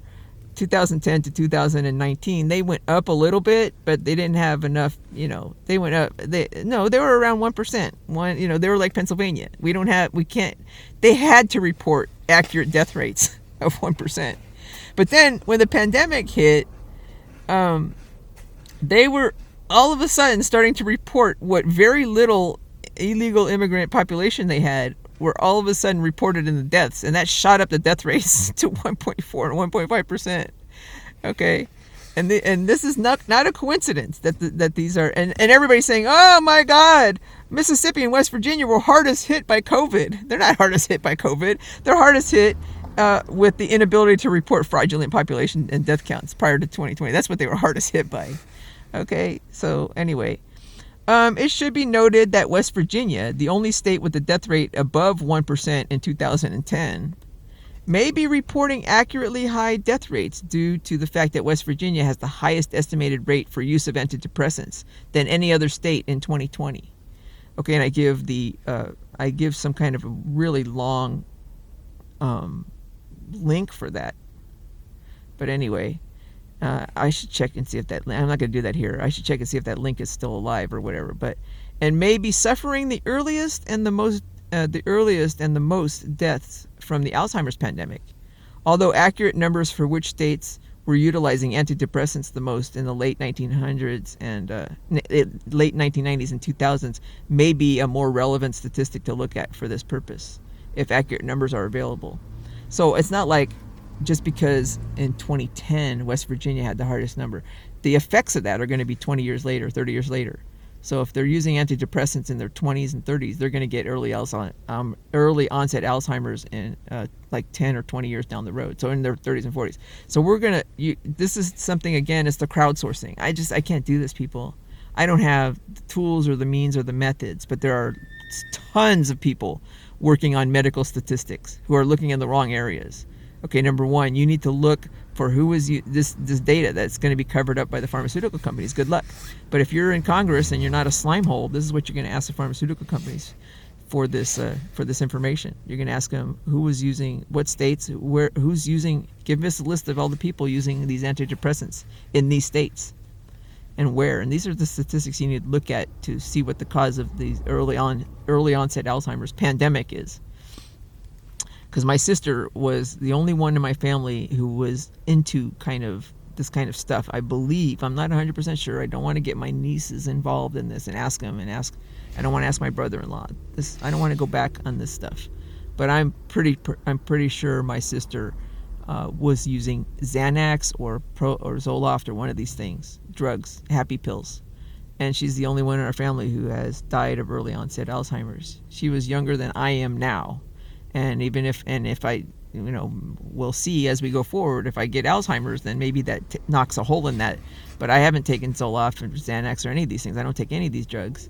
And if she is the only member of a family of 5 who took this, and she's the only member of a family of 5 who died of early onset Alzheimer's, you call that anecdotal evidence, but it's very strong, and it's definitely worth the pursuit, including all this stuff. Okay, when you include all this, and it doesn't take a 20-year study. It takes just the right statistics going backwards. Just like with lung cancer, just like with me saying smoking, a young female smoking cigarettes causes her future children to have cancer. It's very easy to check that out in a 3-month study. These don't take years and years to discover these things. So I'm pretty sure the tobacco industry, because they really love giving money to St. Jude and these kind of other children's hospital things. All the tobacco swamp does that. Okay, cat. Come on, cat. You want to come up? Come on. Hurry up. You gonna stay there? Come on, decide. Okay, you're gonna stay halfway down. Okay, he's gonna stay there. He's warming up my legs. It's warming up outside. All right, 8:38. It's the music of the night, but I'm finishing this today. Okay. While this perfect storm model may need refinements, who knows?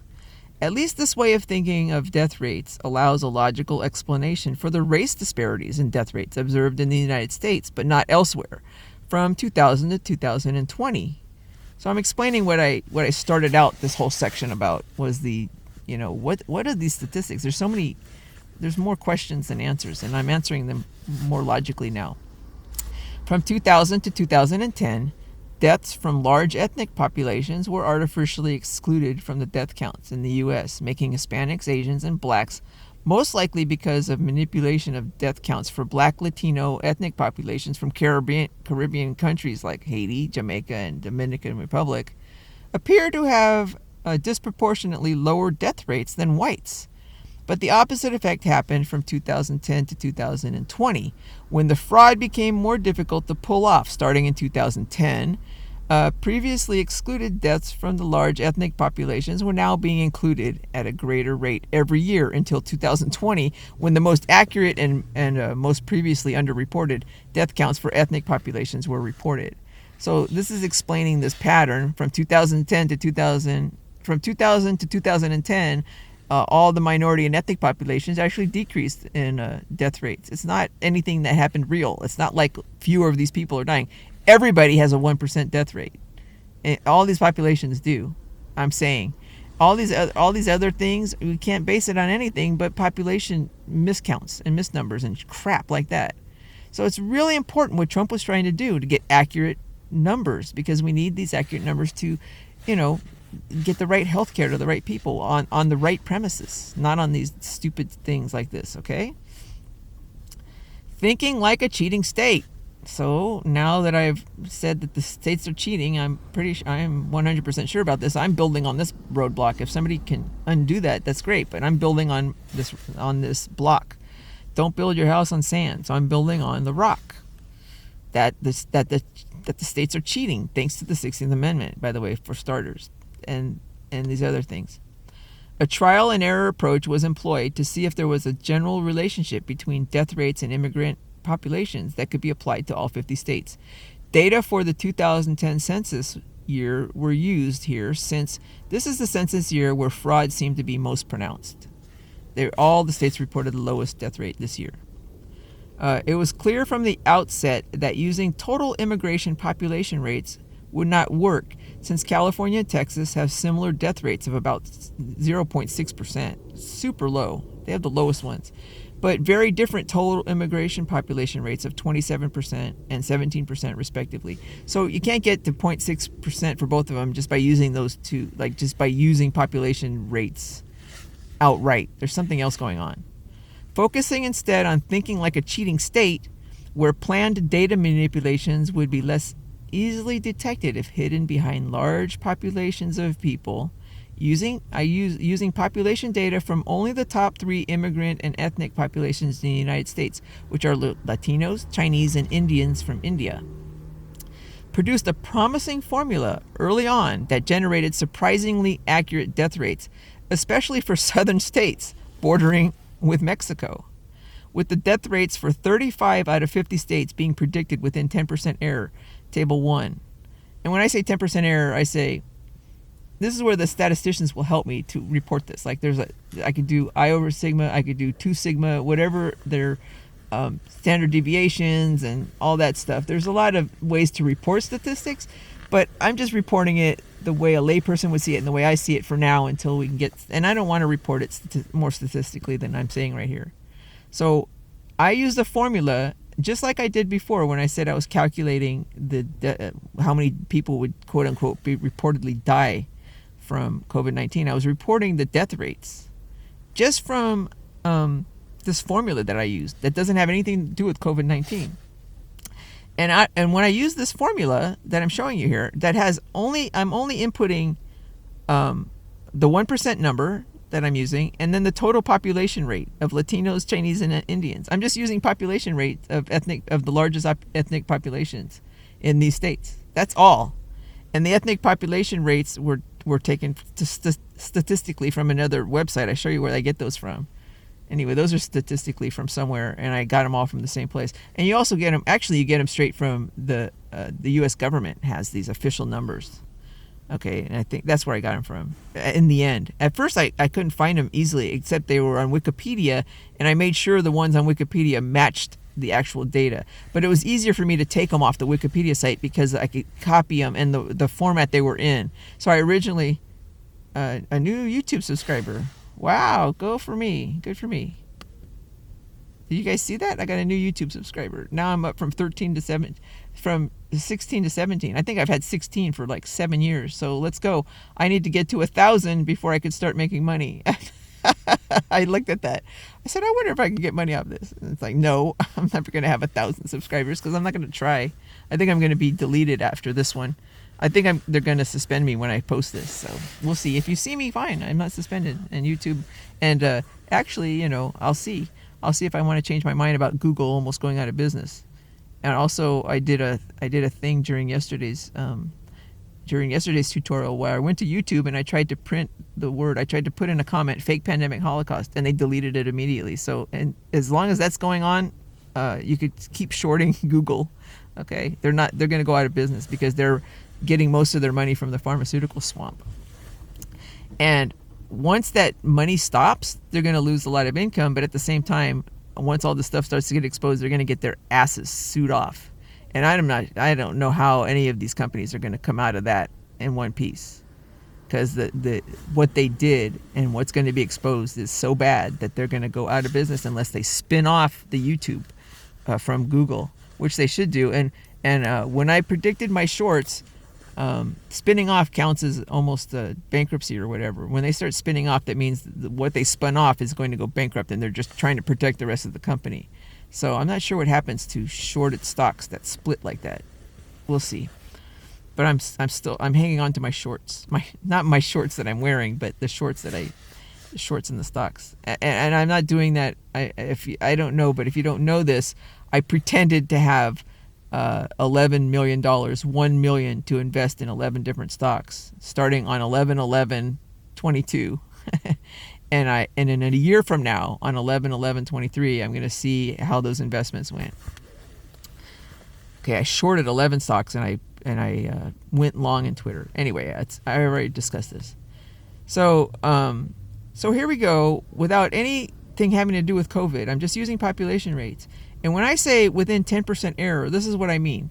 I got all these numbers for each state, the total population rate of Latinos and Chinese and Indians, divided by 100, and I subtracted that number from 1%.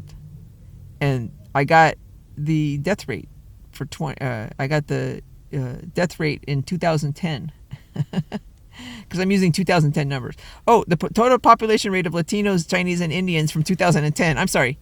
I got the population rate from 2010, and it made the article. I'm sure that would happen in other years, but I just wanted to do it in the most pronounced fraud year, because that's probably the most accurate I could get.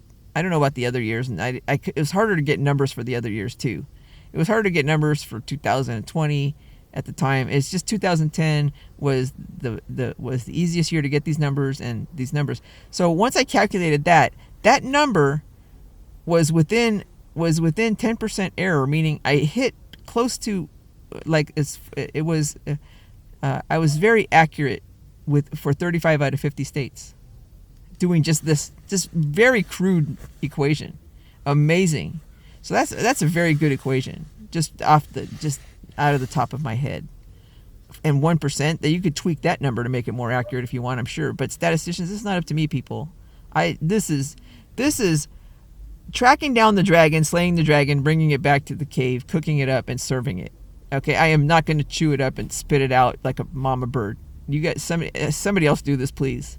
The fortune cookie said it was time for somebody else to do the rest of this. And seriously, I've been doing this my whole life, where I'll tell people, like in graduate school, here's what you should do to get a really good paper. Here's what you should do. This is why I would never be a leader, because I can't get people to do other things. Like a real leader would come up and I would get a whole team of people and I would be able to do this and then whatever and get a Nobel Prize, all this bullshit. I'm not good at forcing people to do what is obviously the thing that needs to be done. They have to do it on their own. I can't be a leader in this way. This is where Trump and these people are and it's a skill that I respect, but it's a skill that I don't have. And they should respect my skill and not poo-poo on me because I can't be a person who leads an entire lab like Stites and gets a Nobel Prize for not doing shit. He's just getting a Nobel Prize for being a manager or actually just kissing the butt of pharmaceutical assholes. That's all he did. That's most of the that's what I'm saying is that in the future, leaders like Trump, who are real leaders, and the leaders of the in the 1900s, in the 20th century, I'm sorry, in the 1800s, the 19th century, in the 1800s, you had all these capitalist giants who were fantastic. Trump might have made it, and Musk might have made it, and maybe a couple others, but I doubt it. I doubt anybody else. All the people, all the big business people who are billionaires and shit are just all there by swamp, including probably Musk, because most of his money comes from defense contractor swamps. He could be the defense, but even Trump, like even as he's making it, he just wants real competition. He knows he's made it on slimehole shit. That's why he's so good at what he does. There's nobody better at knowing how the slimehole shitholes work than somebody making it in New York on real estate. Can you imagine? The slimiest of the slime, and he made it there. So he knows more than anybody how the swamp and how the slimes work, and he's the best person in this position. Okay, and there's some others, like you get this guy, what's his name, who does the Shark Tank. I'm not so sure about that he would make it. Maybe Mark Cuban. That, all they want. So it's like, screw you. You're not, you're nobody. You're just a fucking idiot who made it on swamp money. But these guys might have made it in real competition. And that's all they want. That's all these guys want. They want like real competition. Would I have made it? Well, we will never know. But you need to get behind taking down the 16th Amendment. And that includes Musk, if you want to prove it. And that includes you, Cuban. Instead of attacking Trump, why don't you get off your ass and do it and follow this shit? And then we'll see if you're a real businessman. Like a real businessman in a real capitalist world, like all those big titans that are described in Ayn Rand. I forget how to pronounce her name. Atlas Shrugged. I read all those books. What is that called? Anyway, she had these really great characters who were big, true capitalists. And they made it. And the one thing these guys don't. The one thing that they forget when they're like, I just want to say libertarians and true capitalists. They don't really undermine that the biggest thing you do need to have checks on capitalism as well. But the biggest checks on capitalism is a very strong court system, so that when a company is misbehaving, when they get sued, it gets sued and they'll by the people and this kind of thing. And an efficient court system will keep capitalism in check. And once we have the efficient court system and the efficient capitalism and the efficient government, that's when all the laws of fundamental peaceful self-governing come in check, and there's going to be no more starvation. There's going to be still problems a lot of different problems just for being humans, but a lot of problems are going to disappear, like huge amounts of problems, because we are born to not want these problems. And once the team effort comes together in a good way instead of the separating way, as Kelly and Amy described, that's going to happen on a world level. Oh yeah, there's going to be no more world hunger for sure. A lot less than now. No more wars, all this stuff. So yeah, inevitable world peace is there, people, and it's so close I could taste it. But I need the here's what we need. Here's what we need, and it's called the music of the night. Where are we? It's music of the night. I'll tell you what we need. Here's what it is.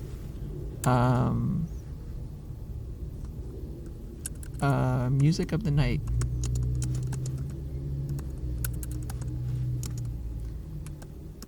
Media swamp. I'll show you what we need right now. Just go to any of my videos. Okay. Stuff I'm discussing here is the criminal. All right, we're gonna go to my descriptions, and at the bottom of it, I have the lyrics to "Music of the Night," which was Phantom of the Opera. It's a music It's music from Andrew Lloyd Webber, as sung by Michael Crawford in this case. And you alone can make my song take flight. Help me make... Shit. I can't believe it. I'm sure this is coming from my sister. Because I cry every time. I can't even sing this fucking song. I gotta get rid of this parenthesis here. But I'm asking for help, and I'm asking for crowdsourcing here. Because you alone can make my song help me make the music of the night. So, it's just from... If you watch my first video on this, I couldn't get through this without crying. And thinking of my sister who brought me to see Phantom of the Opera at the Amundsen Theater. And, she died of early onset Alzheimer's, and I believe it was from taking Xanax. I'm not sure. But I think she's revealing all this stuff to me, and she's making me cry right now. But this is what I mean when I'm asking for help and crowdsourcing. This is my music of the night. And there I go. I want it to be nighttime so you can't see me crying. But it's okay. So, you alone could make my song take flight. Okay? Help me make the music of the night. I need crowdsourcing. Okay, the end of that. All right, so let's do it. Okay. So this is the formula, and I need other people to step in and refine it and look at it. The other years, I don't have access to any of this data. I need people to look at, make the connection, help me make the connection between either Xanax or Zoloft or Prozac and the Alzheimer's pandemic. I can't do it alone. From a quick glance, it seems the fraudster's purported algorithm from 2010 simply excluded all deaths from these three ethnic populations to reach the artificially lowered death rate. But that does not seem at all possible without being detected. I can't imagine that. Therefore, even though using a combination of these three population rates seem to predict the most accurate death rates for many of the states, it is still not clear exactly what deaths were actually being excluded in reality. Okay, this calculated death rate number may simply represent a number below which the algorithm has determined that fraudulently excluding more deaths from the death count than this number causes too great of a risk of being detected or caught. So I'm still not sure exactly how they're doing it. I just found a formula that predicts it. I'm just not sure exactly what death rates they're excluding. It seems like they would be detected. Anyway, statisticians, let's do it. There's so much more that needs to be done, and I just wish people would do it without me having to be like a leader. And I'm the youngest, and Kelly understands this. When we're the youngest in the family, I don't want to lead anybody. She doesn't want to lead anybody. Trump does, and he could do this, and he better respect my talents and her talents as well. I mean, we have our talents, but I don't want to be a leader.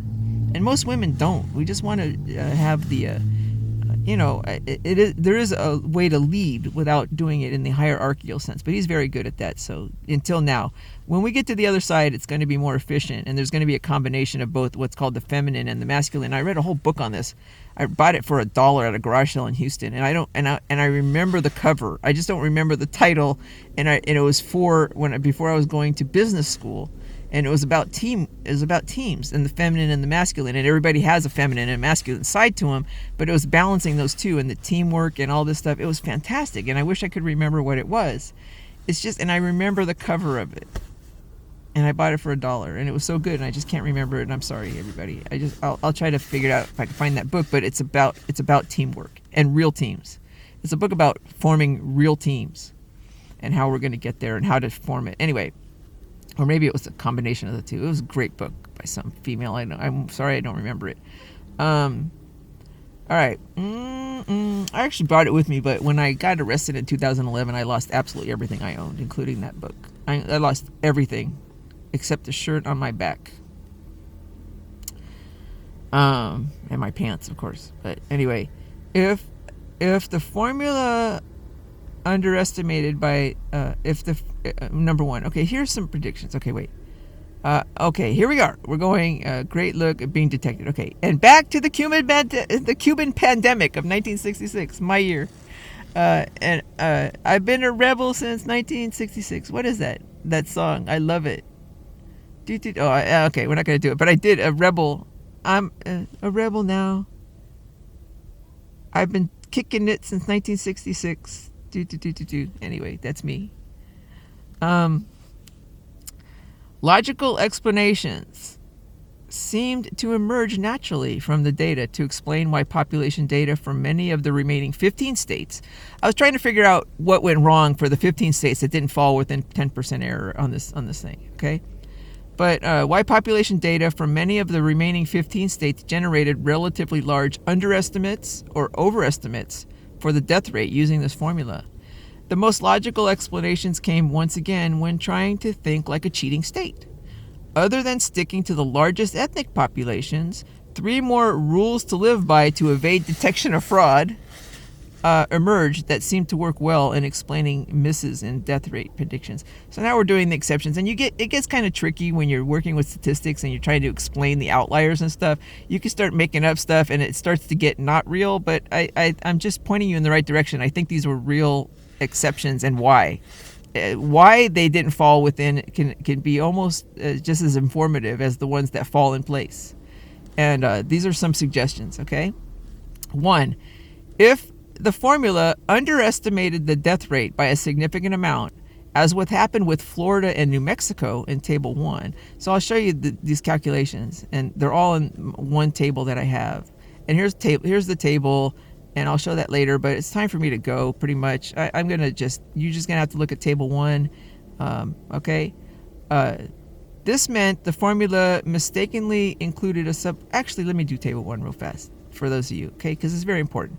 So, calculated death rates using equation 1 compared with reported death rates for all 50 states for the 2010 census year. The states are listed in order of largest negative difference to largest positive difference when the reported death rate was subtracted from the calculated death rate. So, I'm reporting them the ones that missed the most in both directions. Okay, so West Virginia missed the most. The reported death rate for that year, for 2010, was 1.15%. And I have the Latino population rate, the Chinese population rate, and the Indian population rate. And then I added them, okay, and you got 1.59. And the calculated rate from equation 1 was 0.98. And look at that. And the difference, calculated rate, reported rate. Oh, I didn't do that right. What the hell is that? It's not negative 1.6. I got that wrong. I got to put that right. It's like a huge number difference.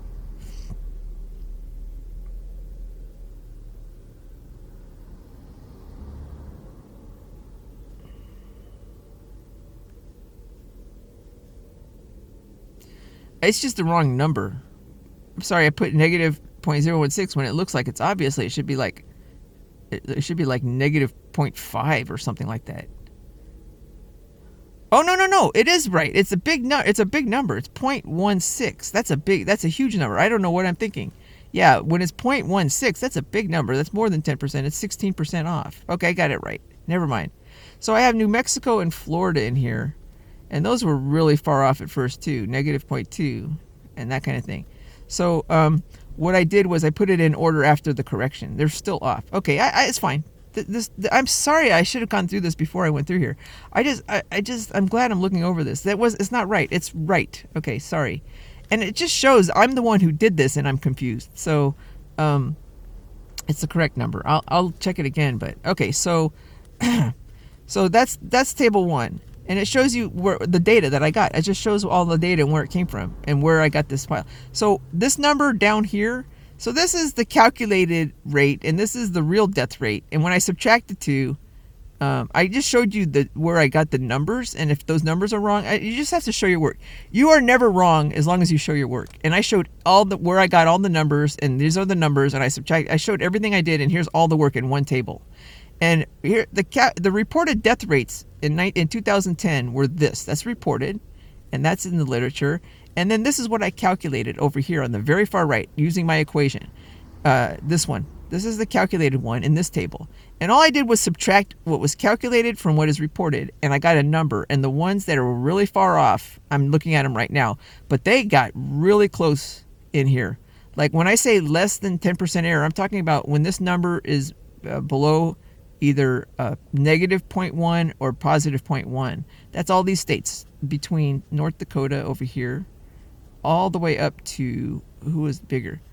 All the way up to Florida. Like here, these are all the way up to Oklahoma. All these states fell pretty close to the actual answer. But if the number here, if the difference was bigger than 0.1%, like all these guys, Vermont, Wyoming, Washington, Maryland, Idaho, I wanted to see what the hell went wrong in those guys. And there's only 15 of those. Okay, that's all I'm doing here. So let's do this. Ready? Here we go. So if the formula underestimated the death rate by a significant amount, as what happened with Florida and New Mexico in Table 1, it was really missed it a lot by underestimating it. Their actual death rates were much higher than what I predicted.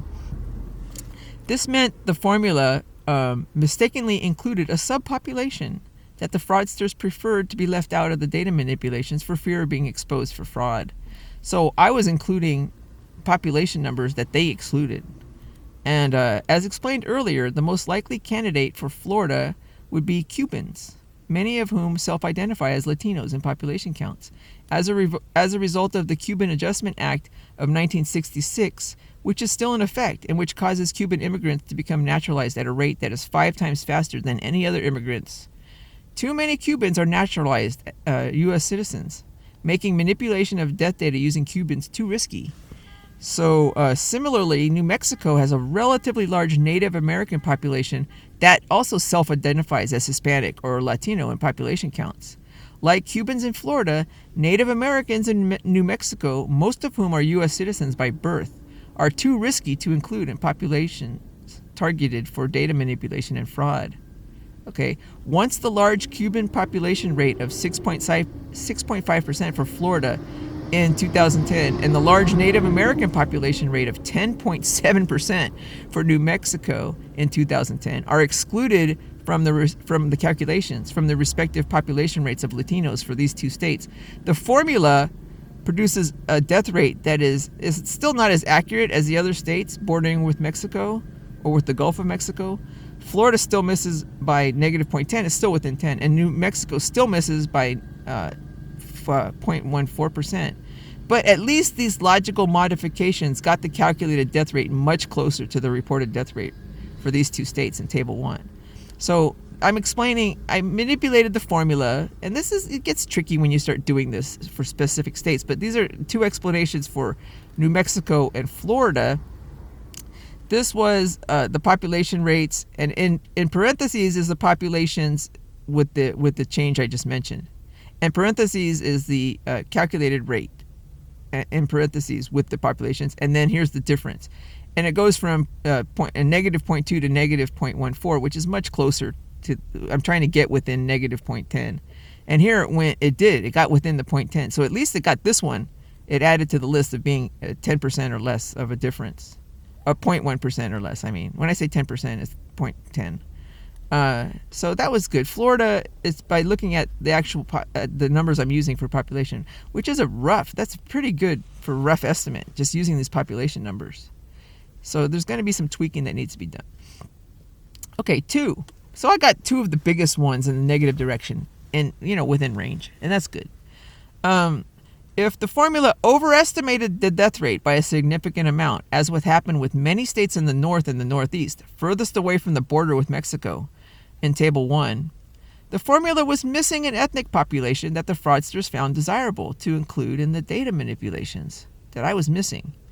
For the states bordering with Canada, the most likely ethnic population candidate is French Canadians and Franco-Americans due to the proximity of these states to the Canadian border, allowing for large concentrated populations of this ethnic group in these states, and due to the distinctive surnames of this ethnic group like Pelletier, that's me. Okay, I know that there's a lot of Pelletiers and a lot of French Canadians on the border who who are just like it's not as bad, but it's like the Hispanics coming over the border in the south. there's a lot of Canadians who are not citizens who kind of come over the border there and live there and aren't citizens in the United States. And maybe they're illegal too. Allowing members of this ethnic group to be identified easily with the common ethnic identification technique of surname analysis. The other thing is you have to have surname analysis. It doesn't work if it's Canadians named Smith in the English-speaking parts. So it has to be French Canadians specifically and Franco-Americans, which, an analysis like me. What did I say under 6? That's the surname analysis is the reference is number 6. How you use surname analysis to identify ethnic groups other than census to identify. The observation that Louisiana, a state known for its large Franco-American population, they have a lot of French names in Louisiana, was the only state bordering with Mexico or the Gulf of Mexico, other than New Mexico and Florida, which I've already adjusted, for which the original formula was not accurate within 5% error. Now, I was trying to get everything within 10% error, but those were so accurate. Everything bordering on Mexico or the Gulf of Mexico was within 5% error. It was very accurate in places where there was high Hispanic populations in Table 1. Further confirmed, but except for Louisiana, which I think was within 8 or 9 or 10% or something like that. Further confirmed, data fraudsters may be using surname analysis to determine ethnic backgrounds of targeted ethnic populations, making the French-Canadian ethnic group a likely missing ethnic group, causing an overestimate for the calculated death rate in Louisiana as well. So Louisiana fell within 10%, so I didn't bother with it. But I said out of the states bordering, it was the worst. It was the least accurate. And it's probably because my formula did not include Franco-American populations, and I didn't go through and do that. But if you did that, it would be accurate like the rest of them probably, despite Louisiana being so far away from the Canadian border. I mean, I'm just not. It's just showing it's just showing evidence that surname analysis is used to do this, and it was probably used in Louisiana, and that's why my formula was off, because I'm not including the French Canadians in Louisiana to do the fraud stuff. All right, 3.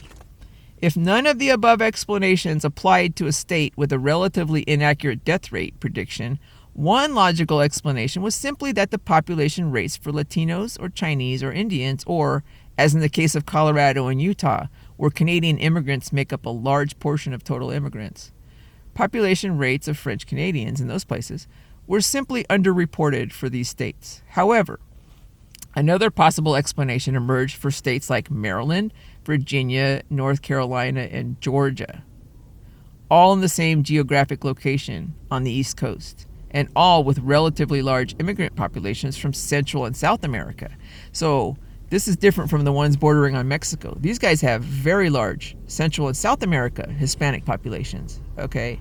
A majority of the ethnic and immigrant populations for these states probably arrived in the state legally with work visas, and fraudsters found this particular subpopulation attractive for data manipulations. Okay, so now, this seemed particularly true for Virginia and Maryland, both of which list El Salvadorians, who presumably arrived by aircraft. I don't think they traveled and crossed the border illegally, as their largest immigrant populations instead of Mexicans, the most common largest immigrant population among the 50 states. So Mexicans are the most popular immigrant populations, but in these 2 states, the largest immigrant populations come from Central America, and I don't think they walked over and crossed the border that way, the way the other immigrants do that are on the border. I think they were flown in legally, and they're like visa people.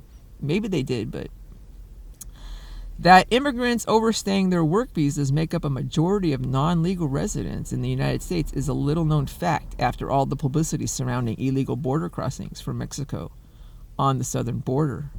It is not clear why large populations of visa immigrants, including immigrants who are in the U.S. illegally with overstayed work visas, might be preferred by fraudsters in death rate manipulations over non-visaed immigrants who either crossed into the United States illegally through the Mexican and Canadian borders, or, as has been widely reported, especially for Chinese and Indian illegal immigrants, arrived in ports hiding in container ships. That's another common way. People think all the illegal immigrants come over the border by foot, but a lot of them come in container ships, especially from China and India. Maybe the visa status makes it much easier to incorrectly include this subgroup in overinflated population counts even after the visa has expired. While at the same time, the visa status makes it easier to exclude the deaths of this subgroup inaccurately, and then claim later, if caught, that it was an honest mistake anybody could make. It's an honest mistake. I mean, they're all trying to figure out how to hide the fraud and then how to explain the fraud after they're caught. To incorrectly assume an immigrant has overstayed the visa and is no longer to be counted as a legal resident in death counts. Either way, it is clear this general line of thinking is promising for explaining and predicting excess death rates. In other words, when you look at these other things, if I went through and counted, and I don't have the tools or the method to do this either, well, you have to look at expired visas as well, and it will tweak the numbers of these other places. So you could tweak. So, and once you do that, you tweak. You're up to like 40, 48 or 47 of the states out of 50 are really accurate with this calculation. As long as you accurately report the population numbers that they're using, if you report that, then it has nothing to do with COVID. Then I could tell you what the excess deaths are. It have nothing to do with COVID. It just has to do with population rates of large immigrant populations, illegal and legal. Okay, the bigger picture. Okay, we're coming into the home stretch here. Okay, ready? Okay, here we go.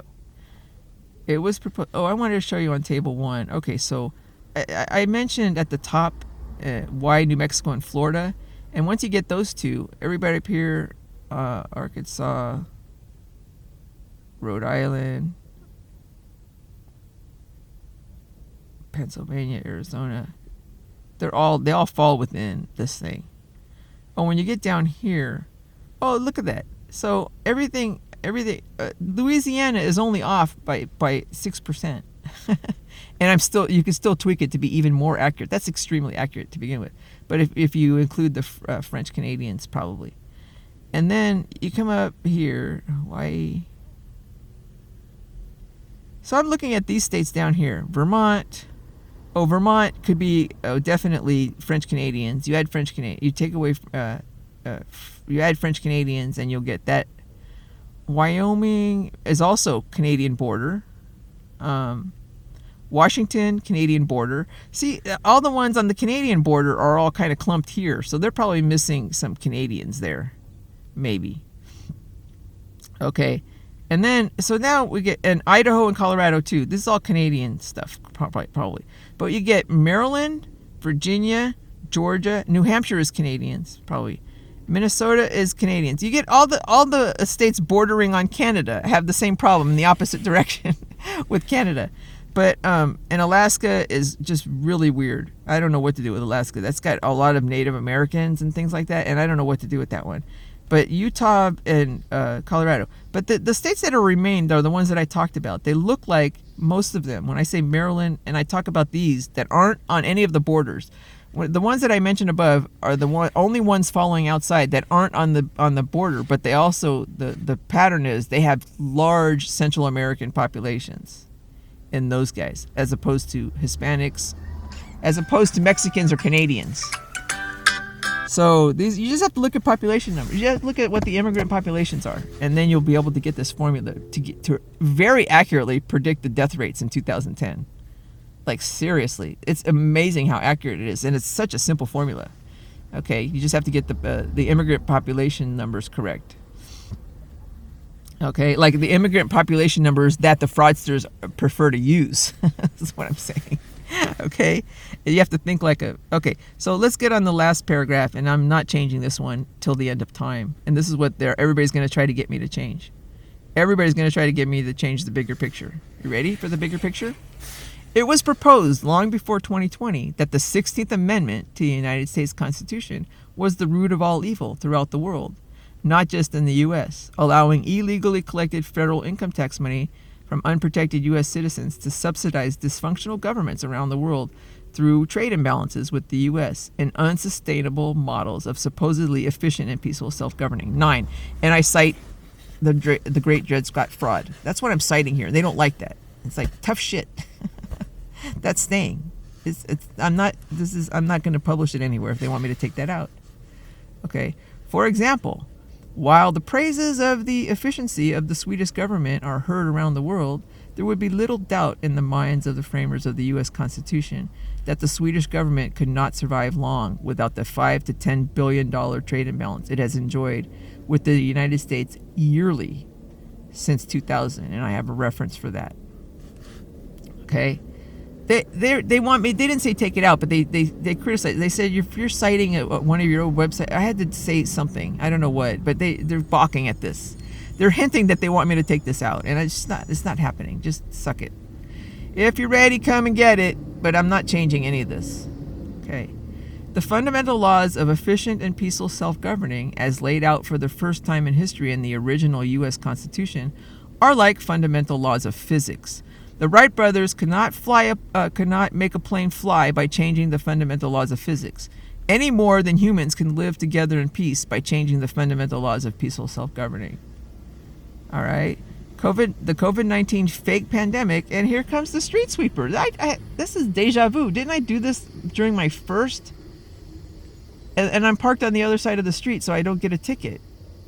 So I think this is a great bookend, because I think I did on Thanksgiving Day. No, they weren't coming by on Thanksgiving Day, so this was maybe day 2 or something. Oh no,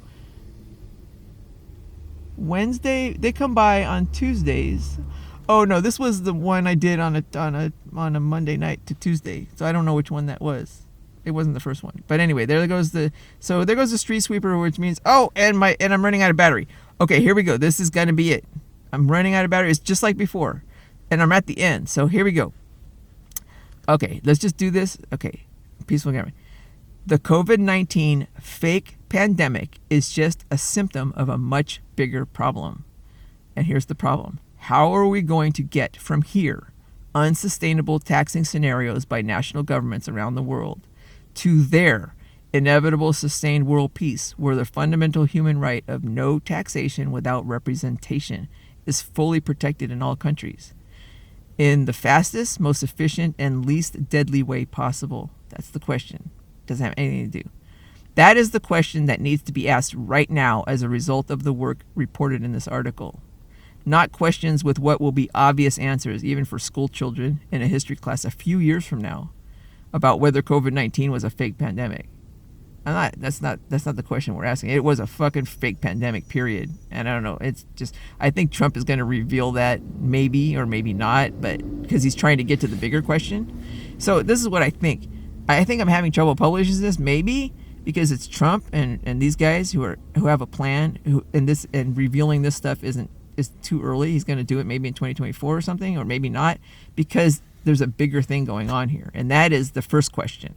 How do we get from here to there with the least number of deaths? And maybe reporting that the pandemic was fake isn't a part of that plan. So I understand that. If that's what's going on, I get it. And I'm not going to force publication. But I'm telling you now, I hope if it's not a part of the plan, I hope that they allow this to be published. Okay, because it's just I don't trust I don't trust anything that says we need to suppress facts at all from the public.